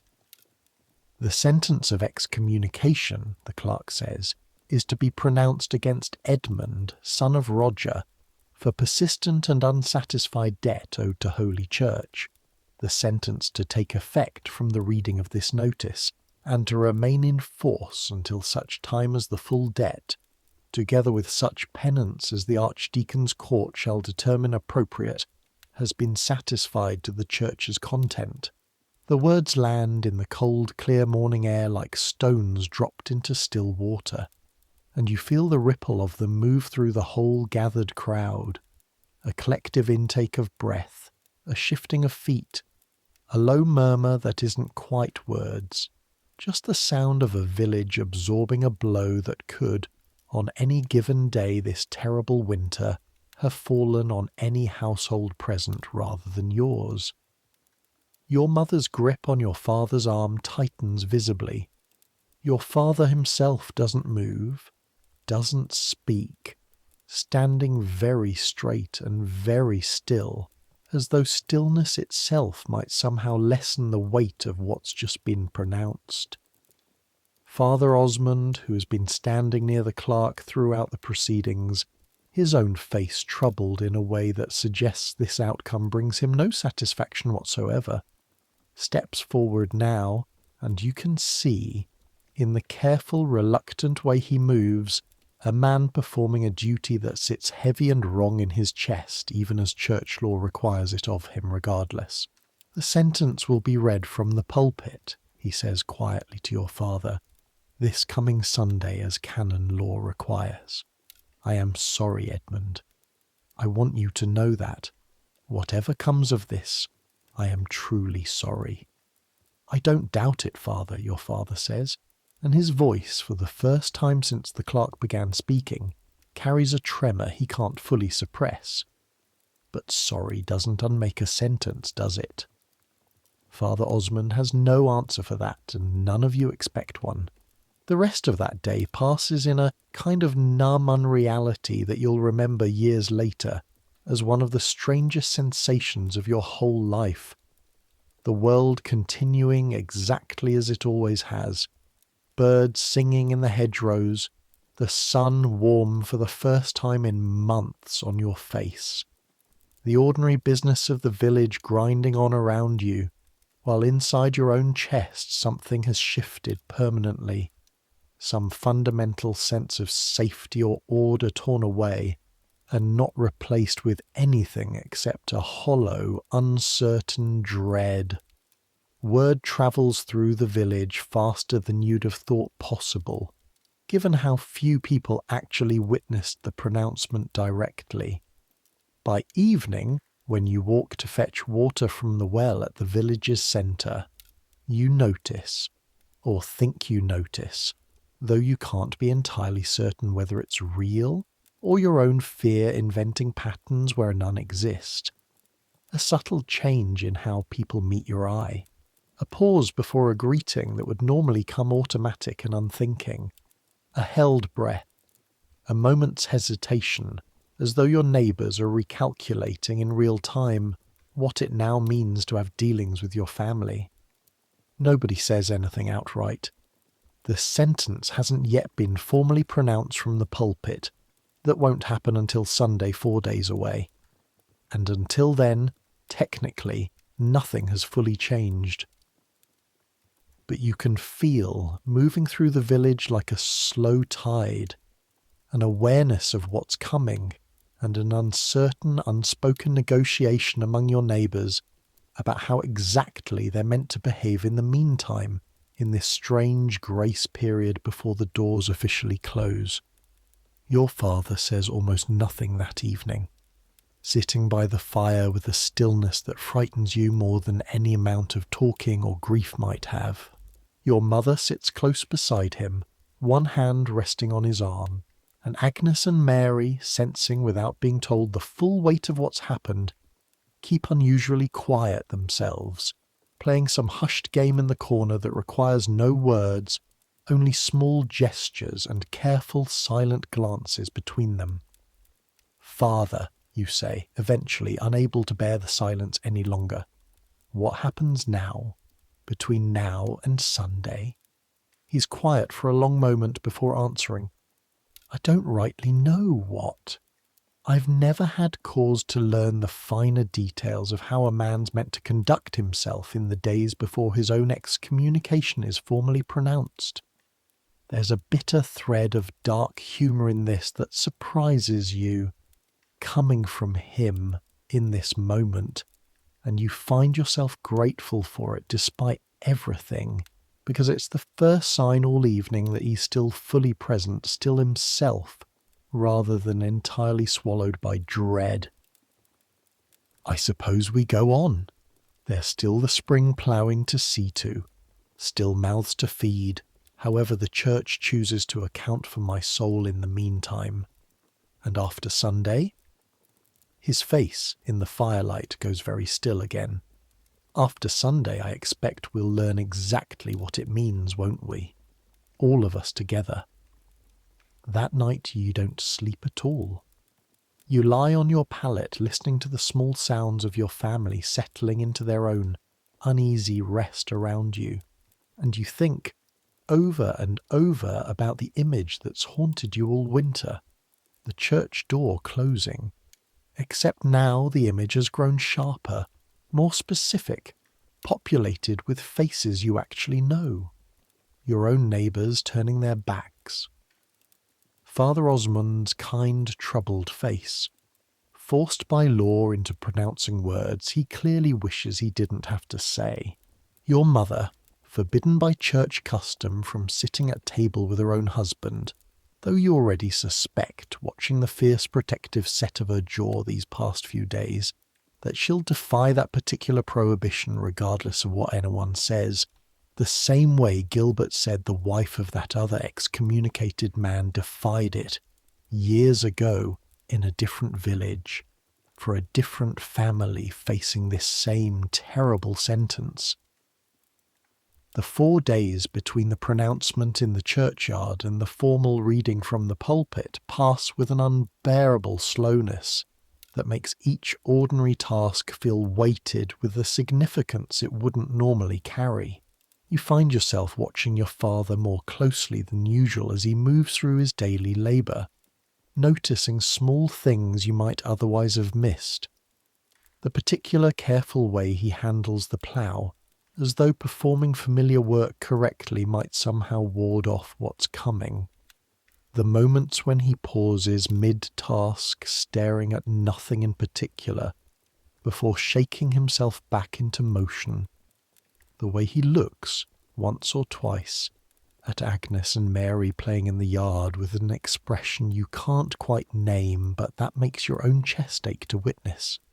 You also notice, with a mixture of relief and fresh anxiety, that not everyone in the village seems prepared to simply follow the letter of church law without hesitation. Thomas, your father's neighbour in the fields, stops by on the second evening, ostensibly to return a borrowed tool, but stays longer than the errand requires, sitting with your father by the fire and talking of ordinary things, the state of the spring ploughing, the prospects for this year's lambing, small unremarkable subjects that carry beneath their surface an unspoken message. I am still here. I still see you as a man worth talking to, whatever the church decides come Sunday. Gilbert, too, makes a point of stopping at your door, on the pretext of asking after your mother's health, and ends up sharing, in his characteristically roundabout way, a story of another village, further south, where an excommunicated man's neighbours had quietly continued trading with him in small, necessary ways despite the official prohibition, taking care simply not to be too obvious about it, not wanting to draw the church's further displeasure but unwilling either to let a neighbour starve entirely for want of a loaf of bread or a measure of seed corn. Not everyone follows the letter of it strictly, Gilbert says in a low voice before he leaves. Not everyone's fool enough to think God cares more about a technicality of canon law than about a starving family. Whatever the priest reads out Sunday, remember that what, however it looks from the pulpit, it might not look quite so absolute once you're back among your own neighbours, day to day. You hold on to this small offered comfort through the remaining days before Sunday, though it doesn't fully dispel the dread sitting heavy in your chest, because you understand, even at 15, that quiet, unofficial kindness from a few sympathetic neighbours is a fragile, uncertain thing to build a family's survival on, compared to the formal structures of community and church that have, until now, held your whole world together. Sunday arrives grey and damp, a return to the ordinary miserable weather after that one brief bright morning in the churchyard, as though the sky itself has decided the earlier sunshine was a mistake. Unbefitting the occasion now approaching, your family walks to church together as you always have, though you notice this particular morning a new quality to the silence between you, not merely tired or hungry silence, but something more deliberate, each of you privately steeling yourselves for what's coming, none of you quite able to find words adequate to the moment. The church is full when you arrive, fuller than you've seen it in months, and you understand with an uncomfortable lurch that word of what's coming has drawn people who might otherwise have stayed home nursing their own private hungers and hardships. Curious or perhaps simply unable to resist witnessing a spectacle this rare and terrible in a village this small, you take your family's usual place, near the front on the men's side for your father and yourself, your mother and sisters across the aisle among the women, and you sit through the ordinary opening of the Mass with your whole body tensed, waiting, the familiar Latin words of the liturgy washing over you without your mind managing to properly absorb any of their meaning, your attention fixed entirely on Father Osmond's face, watching for the moment when the ordinary service will give way to the other business the whole church has gathered, whether they'll admit it or not, primarily to witness. The moment comes after the reading of the Gospel, when Father Osmond, instead of proceeding directly into his sermon, pauses and reaches instead for a separate document that you can see, even from your seat, bears an official-looking seal, the Archdeacon's authority, given physical form in wax and ribbon. "Before I continue," he says, and his voice, though steady, carries an unmistakable weight of reluctance, "there is a matter of canon discipline that must be addressed, as required by the Archdeacon's court." The whole church goes very still. You feel your own pulse suddenly loud in your ears, and beside you, your father sits with a rigidity that looks almost like carved stone, his eyes fixed straight ahead on the altar, giving nothing away. Father Osmond reads out the sentence, and the words themselves, when they finally come, are almost anticlimactic after days of dreading them. A formal Latin phrase or two, followed by the plain English substance of it, that Edmund, son of Roger, of this parish, standing in persistent, unsatisfied debt to Holy Church, is by the authority vested in the Archdeacon's court declared excommunicate, cut off from the sacraments and fellowship of the Church, until such time as the debt and appropriate penance shall be satisfied. And then comes the part you've been dreading most specifically, ever since Gilbert first described it weeks ago at the edge of a frozen field. A small bell, kept for exactly this rare and terrible purpose, is produced, and Father Osmond rings it once, a single clear note that seems to hang in the cold church air far longer than any ordinary bell's sound should reasonably last. He closes the book of Scripture on the lectern before him, deliberately, with a soft heavy sound that carries through the silent nave, and he takes up a candle already lit, you notice, prepared in advance for this exact moment, and with visible reluctance written plain across his face, extinguishes it between two fingers and lets it fall, snuffed and smoking, onto the stone floor before the altar. "Let him be as this candle," he says, the required formula, his voice carrying an unmistakable strain, "cut off from the light until he shall return in penitence to the mercy and fellowship of the Church." The silence that follows is the deepest you've ever experienced inside these walls, a silence that seems to have physical weight, pressing down on the whole gathered congregation. And into that silence, Father Osmond says, quietly, almost gently, the final instruction required by canon law. Let the congregation now withdraw from his company as required, and then he turns and begins the slow procession out of the church that the sentence requires. Not a dramatic mass exodus, but something almost worse in its ordinariness, the whole congregation rising row by row and filing out through the main door, each person carefully, deliberately, not looking at your father as they pass, their eyes fixed instead on the middle distance, on their own hands, on the backs of the people ahead of them, anywhere except the man now sitting alone in his pew, while everyone he has known his whole life walks past him and out into the grey morning without a single word or glance offered in his direction.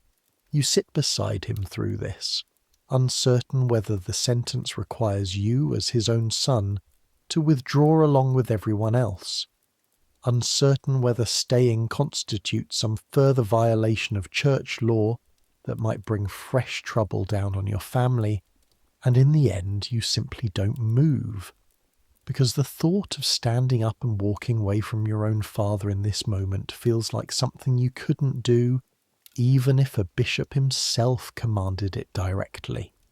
Your mother, across the aisle, doesn't move either. Nor do Agnes and Mary huddled close beside her, Mary's small hand gripping her sister's sleeve with white-knuckled tension.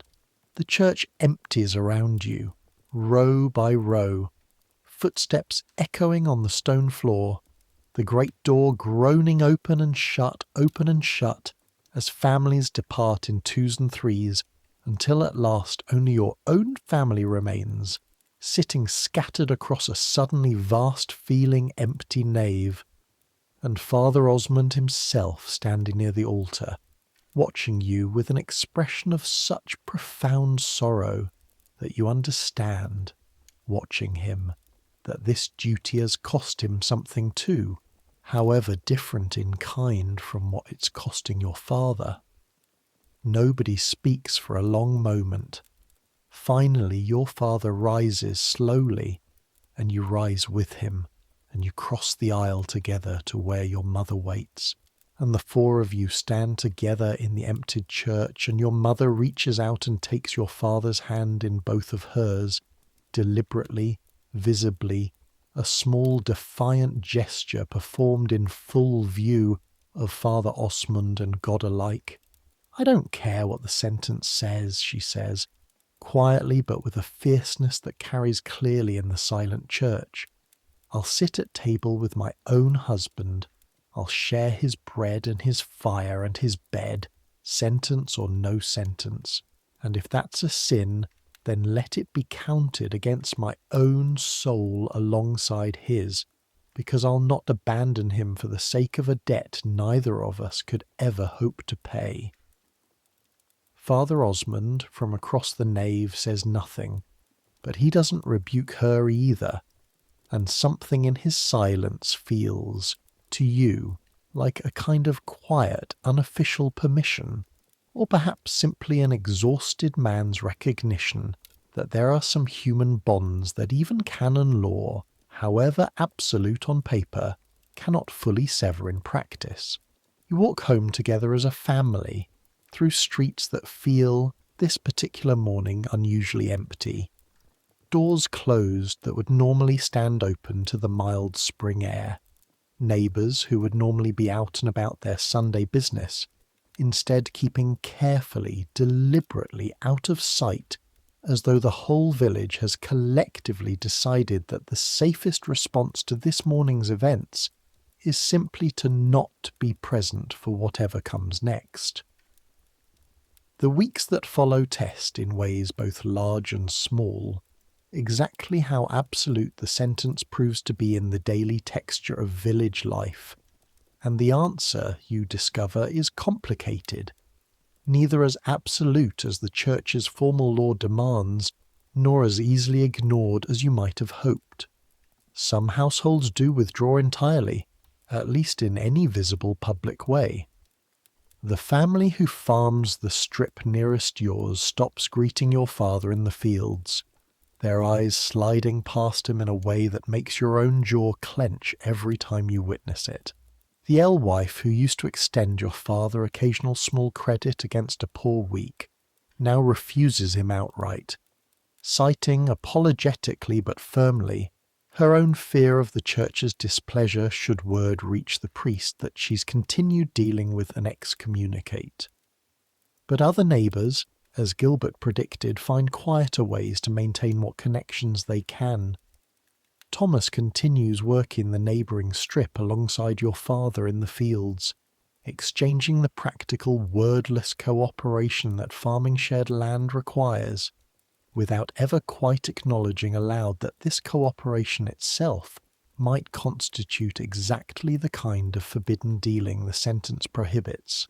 Wenner, the old healer, still comes when called, still tends whatever small hurts and illnesses the household suffers, and when your father tries, awkwardly, to raise the question of whether she risks anything by continuing to treat an excommunicate, she simply waves the concern away with the brisk practicality of a woman who has buried too many neighbours over too many decades to worry over much about church politics when there's actual suffering in front of her that she has the skill to ease.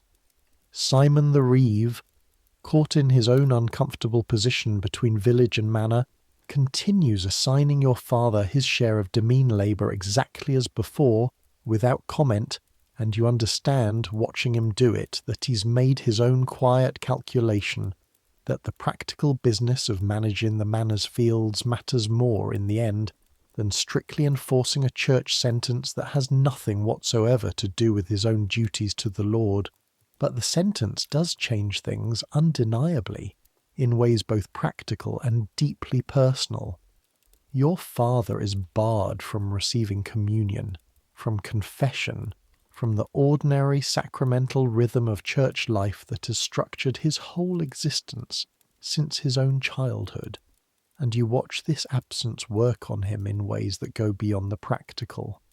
A kind of low, constant grief, visible in unguarded moments, at being cut off from something he's never before had a cause to question or examine, simply accepted as an unshakable part of the world's structure, and now finds suddenly, unbearably denied to him.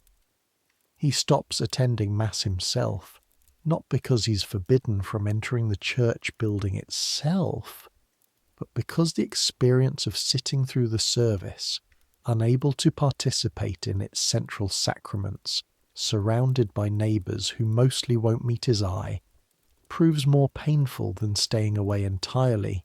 Your mother and sisters continue attending, and you go too most weeks, though you find your own faith, previously unquestioned in the simple, unreflective way a child accepts the shape of the world they've grown up within, now complicated by a bitter, uncertain edge you didn't have before. A quiet, persistent anger, not quite at God directly, but at the whole vast, indifferent machinery of church law that could weigh a debt of grain against a man's eternal soul, and find the grain the more pressing concern. Spring, meanwhile, proceeds with its own indifferent rhythm regardless of your family's spiritual crisis. The ploughing gets done. The seed corn, held back through the whole desperate winter at such terrible cost, finally goes into the ground, and you watch your father perform this task with a peculiar mixture of hope, and something close to bitterness. Hope, because a good harvest this year might yet allow the tithe debt to be paid off and the sentence lifted. Bitterness, because the whole apparatus that condemned him seems entirely unmoved by whether this year's harvest succeeds or fails, indifferent to anything except whether the debt is eventually satisfied by whatever means, on whatever timeline. The rains mercifully proved gentler this spring than the previous 3 years' relentless downpours. You watch the seedlings come up green and strong across the strips, watch the weather hold through the crucial early weeks of growth, and you find yourself, despite everything, allowing a small, cautious hope to take root alongside the crops themselves, a hope that this might finally be the year the long run of failed harvest breaks, the year enough grain comes in to pay off not just the immediate tithe debt, but enough besides to rebuild some small margin of safety against whatever hardship the future might yet bring. Your father works through these spring months with a grim, determined focus you haven't seen from him since before the bad years began, throwing himself into every task with an intensity that worries your mother, who watches him work from dawn past dusk with an expression that mixes pride and fear in roughly equal measure. "You'll wear yourself to nothing," she tells him one evening, as he comes in from the fields long after the light has failed, moving with the particular careful stiffness of a body pushed well past its comfortable limits.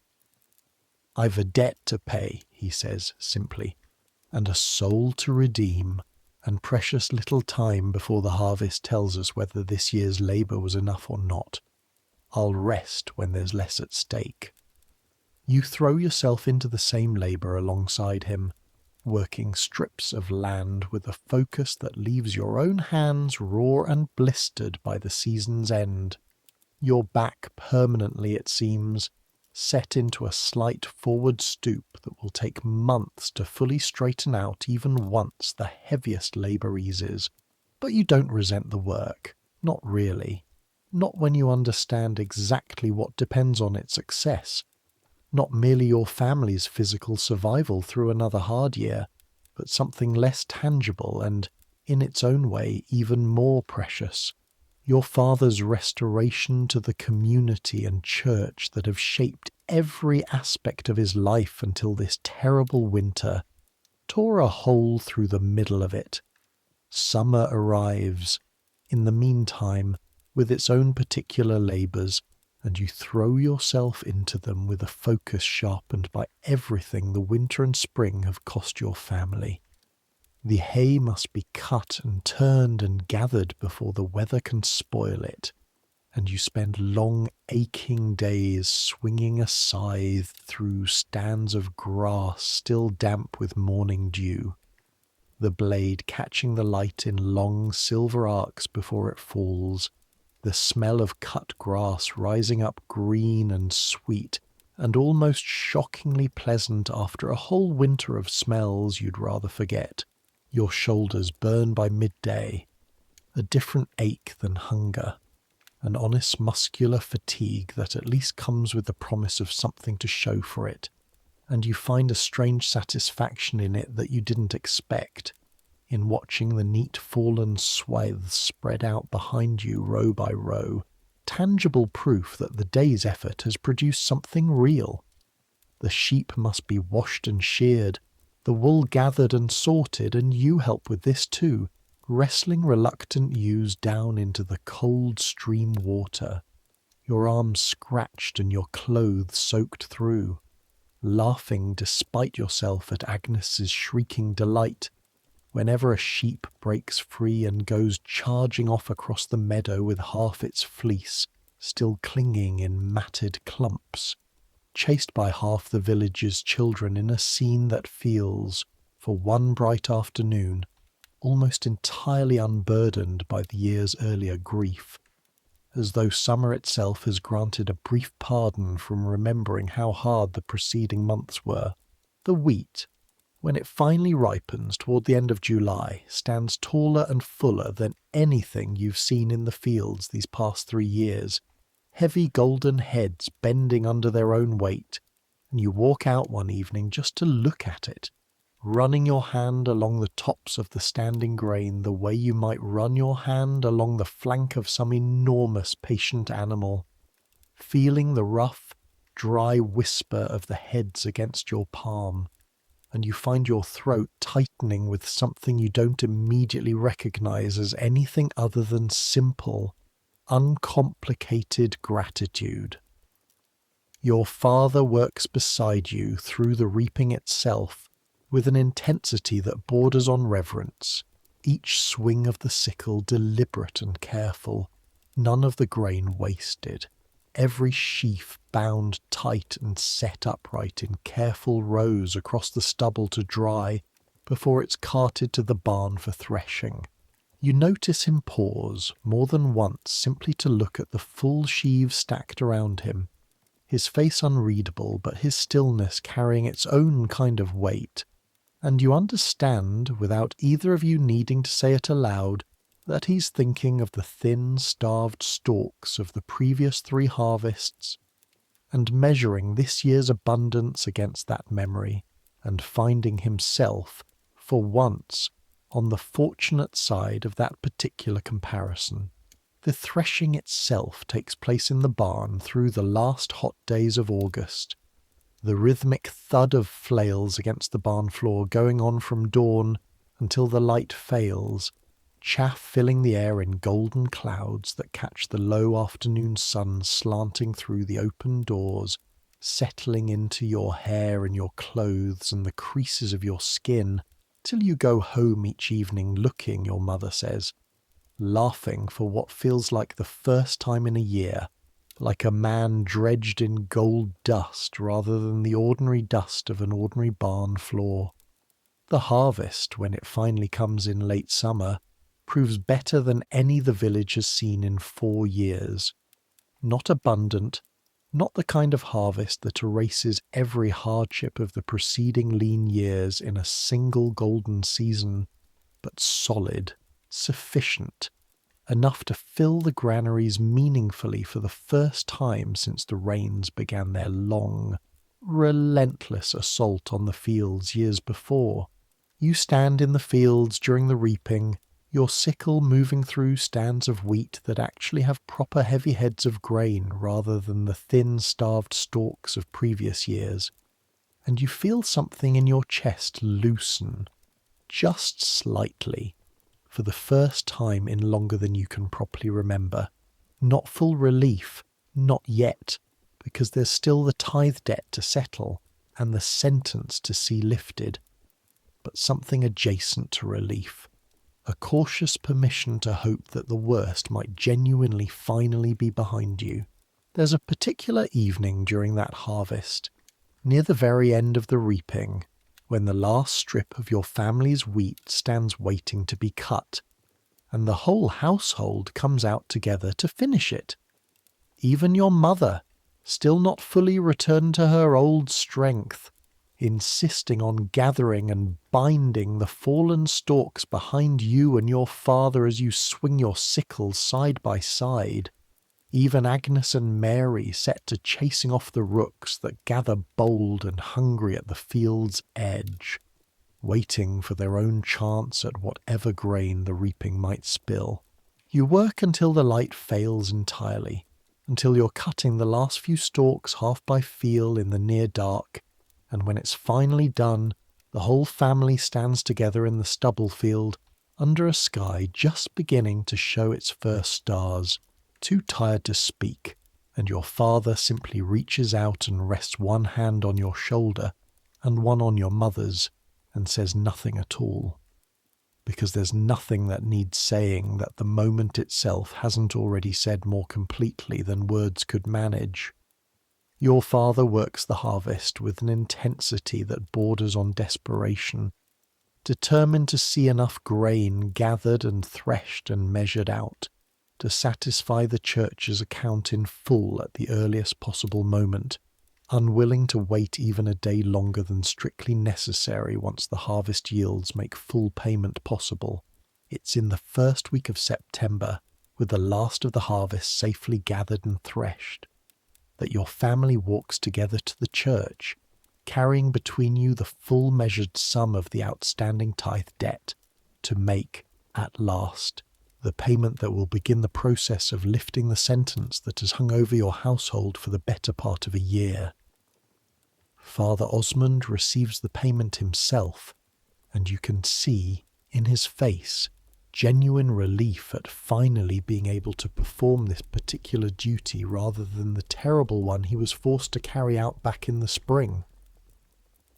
This settles the principal debt, he says, carefully counting and recording the grain your father has brought. There remains the matter of penance to be determined by the Archdeacon's court before the sentence itself can be formally lifted, but I'll send word of this payment immediately, and I've every confidence the penance imposed will prove far lighter than the sentence has already been. How long? Your father asks, and you recognise in the careful, controlled way he asks it an echo of the exact same question he asked the Archdeacon's clerk almost a year ago now, in a different churchyard reckoning, under a different set of impossible circumstances. I can't say for certain, Father Osmond admits. These things move at the church's own pace, which is rarely quick, but months I'd expect rather than years. And in the meantime, he pauses, choosing his next words with visible care. I think you'll find, Edmund, that the sentence, once the principal debt stands satisfied, tends to sit rather more lightly on a community's conscience than it did while the debt remained wholly unpaid. Neighbours have long memories for kindness owed, whatever canon law formally requires of them in the meantime. This proves, over the following weeks, entirely true. Whether by some informal understanding passed quietly through the village, or simply because the sight of your father's evident effort throughout the spring and summer has softened whatever reluctance previously kept people at a careful distance, you notice a gradual, unmistakable thaw in how your neighbours treat him. The family working the neighbouring strip begins greeting him again, tentatively at first, then with increasing ease. The alewife, once the debt is satisfied, extends credit again without needing to be asked twice. Even those who kept the most careful, formal distance during the sentence's most active enforcement seem to relax, by degrees, into something closer to the ordinary easy familiarity of village life before this whole terrible year began. The formal lifting of the sentence comes in November, nearly 2 months after the debt satisfaction, when word finally arrives from the Archdeacon's office, confirming that Edmund, son of Roger, having satisfied the outstanding debt in full and performed the appointed penance, a modest additional payment toward the parish's poor relief, together with a public act of contrition performed before the assembled congregation, is restored to the full sacramental fellowship of the Church. Father Osmond performs the restoration during a Sunday Mass, a ceremony far shorter and simpler than the terrible one that pronounced the original sentence. A brief, formal declaration, a blessing, an invitation for your father to come forward and receive communion for the first time in nearly a year. You watch him walk forward to the altar rail, and you watch his face as he kneels there, and you see something in his expression that you'll remember for the rest of your own life, long after this particular winter has faded into simply one more hard story, among many that you'll eventually tell your own children, in your turn, about the years when the harvest failed and the world seemed for a while to have turned entirely hostile and indifferent to your family's survival. It's relief, certainly, but it's something more than relief too. Something closer to a man setting down a weight he's carried so long and so carefully that its absence, once finally lifted, feels almost disorienting. a body suddenly lighter than it's remembered being able to feel.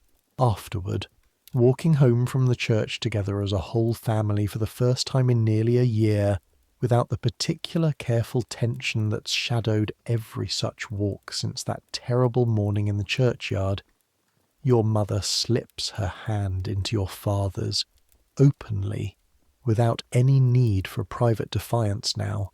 Simply the easy, natural gesture of two people who've weathered something enormous together and come through it, battered but intact, on the other side. "It's over," she says quietly. "This part of it," your father agrees. "There'll be other winters, other harvests that fail, most like, sooner or later. The world doesn't stop testing a man simply because he's weathered one particular trial." "No," she says, "but we'll weather them too, whatever comes." You walk on together through the cold, clear November air, past fields lying fallow now after the harvest, past hedgerows bare again for the coming winter, past the ordinary unremarkable business of a village settling into the familiar rhythm of another year's turning, and you find yourself thinking as you walk about everything this past year has taught you that you didn't fully understand before it began. You understand now in a way you couldn't have before living through it. Exactly why the old men at the village cross spoke of excommunication with such particular dread. Worse in its way than the plague itself. Worse than any sickness that merely threatens the body. You understand the peculiar cruelty of a system that can weigh a measure of grain against a man's eternal soul. And you understand, too, though this took longer to settle into something like acceptance, the strange, persistent mercy that exists alongside that cruelty in the quiet, unofficial kindnesses of neighbours, unwilling to fully abandon each other regardless of what formal law demands, in a priest whose own conscience clearly rebelled against the duty his position required, in a mother who chose, without hesitation, to stand beside her condemned husband rather than observe the letter of a law that asked her to treat him as already lost. That night, lying on your pallet in the dark, listening to the ordinary comfortable sounds of your family settling into sleep around you. No fever-racked breathing this time, no anxious unspoken calculations of debt and grain, just the plain, unremarkable peace of a household that has, for the moment, enough to eat and nothing more urgent hanging over its collective head than the ordinary small worries of any given year. You find your mind turning back over the whole long arc of what's past. From that first grey morning waking into hunger, through the robbery on the road and the illness that nearly took your mother, through the terrible ringing of that small bell and the sight of your whole church filing out past your father in careful, deliberate silence, all the way to this quiet, peaceful night, warm enough, fed enough, safe enough, for now, for this one particular stretch of time that you understand, even as you feel grateful for it, won't last forever, because nothing in a life like this one ever does. You think of the man Gilbert described all those months ago at the edge of a frozen field, the one who never found his way back, who disappeared from his village and died somewhere on a road, alone, unforgiven. His sentence never lifted because there was never enough grain, never enough time, never enough of whatever combination of luck and effort and mercy your own family somehow managed to assemble across this one impossibly hard year. You think of how thin the line was really between his fate and your father's, not virtue, not deserving, simply the accident of a harvest that happened to come in slightly better this particular year than it might have, of a mother who happened to survive her illness rather than succumbing to it, of neighbours who happened to choose quiet kindness over strict observance of a law that ask them to abandon a man for the crime of being too poor to pay what he owed. You think too of the coming years, the ones you can't yet see the shape of, the harvest that will come in good or bad according to no logic you can control or even fully predict, the illnesses that will strike or spare according to their own indifferent calculus, the debts that may yet accumulate again in some other form, against some other member of your family, in some other hard season still waiting somewhere ahead in time. You understand, lying here in the dark with your family breathing steadily around you, that this particular fear, the fear of being cut off, closed out, abandoned by the very institutions and community meant to hold you safe, will never fully leave you now that you've learned its exact shape and weight, learned it not as an abstract old story told by elderly men at a village cross, but as something your own family lived through and barely, narrowly survived.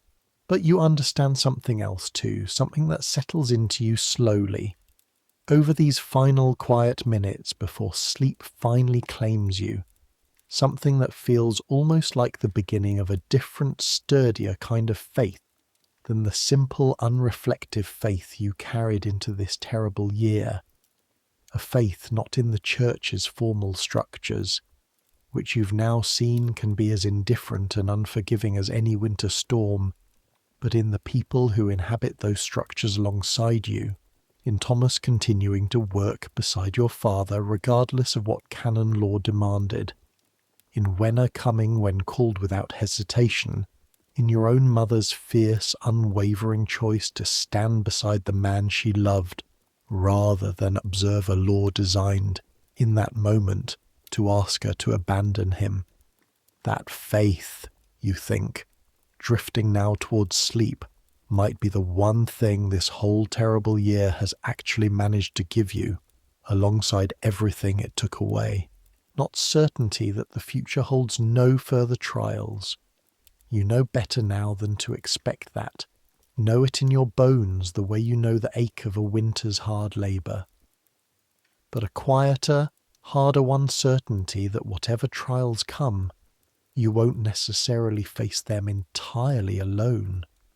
That the thin, fragile threads connecting one starving neighbour to another, one frightened family to the next, can hold, can matter, can sometimes prove strong enough to pull a man back from the very edge of a darkness that his church, at its most rigid and unbending, was fully prepared to let him fall into forever.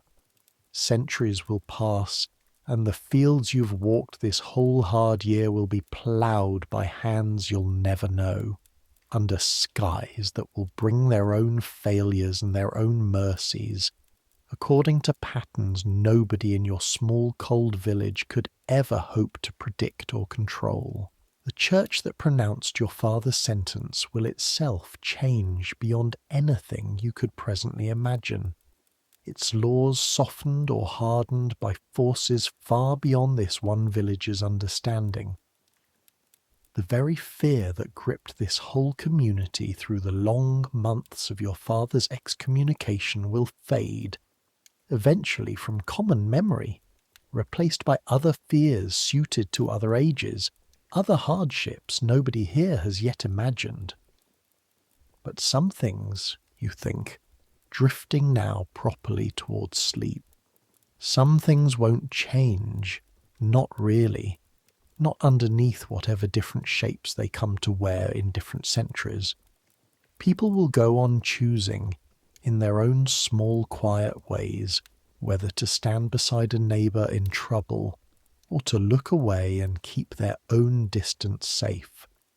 People will go on needing whatever the formal structures around them demand or forbid, the simple, stubborn comfort of another human hand held tight in the dark. That doesn't change. The need for it doesn't change. The quiet decision to offer it anyway, regardless of the cost, doesn't change. You can feel it even now in the small warm weight of your sisters breathing steady on the other side of the room, in the faint smell of the new season's grain still lingering somewhere in the rafters of this house, in the simple fact of your own tired body finally allowed to rest without calculating hour by hour exactly how much that rest might cost tomorrow. So let it come, whatever waits in the year still ahead, the harvest good or bad, the illnesses that strike or spare, the debts that gather and eventually, one way or another, come due. Let the fields lie fallow through the winter and green again come spring. Let the bells ring for whatever purpose a church decides they're needed, joy or warning or grief. Let the world keep turning through its long indifferent cycle of seasons, the way it always has and always will, long after every soul presently lying awake worrying about it has gone quiet into whatever rest finally comes for them. Let your own thoughts slow now and soften and finally settle, the way your fathers finally settled tonight, for the first time in nearly a year, into something like genuine peace. You've earned this rest, this one quiet, ordinary night among however many hard ones still wait ahead. Take it, and dream of whatever dreams may come. Good night,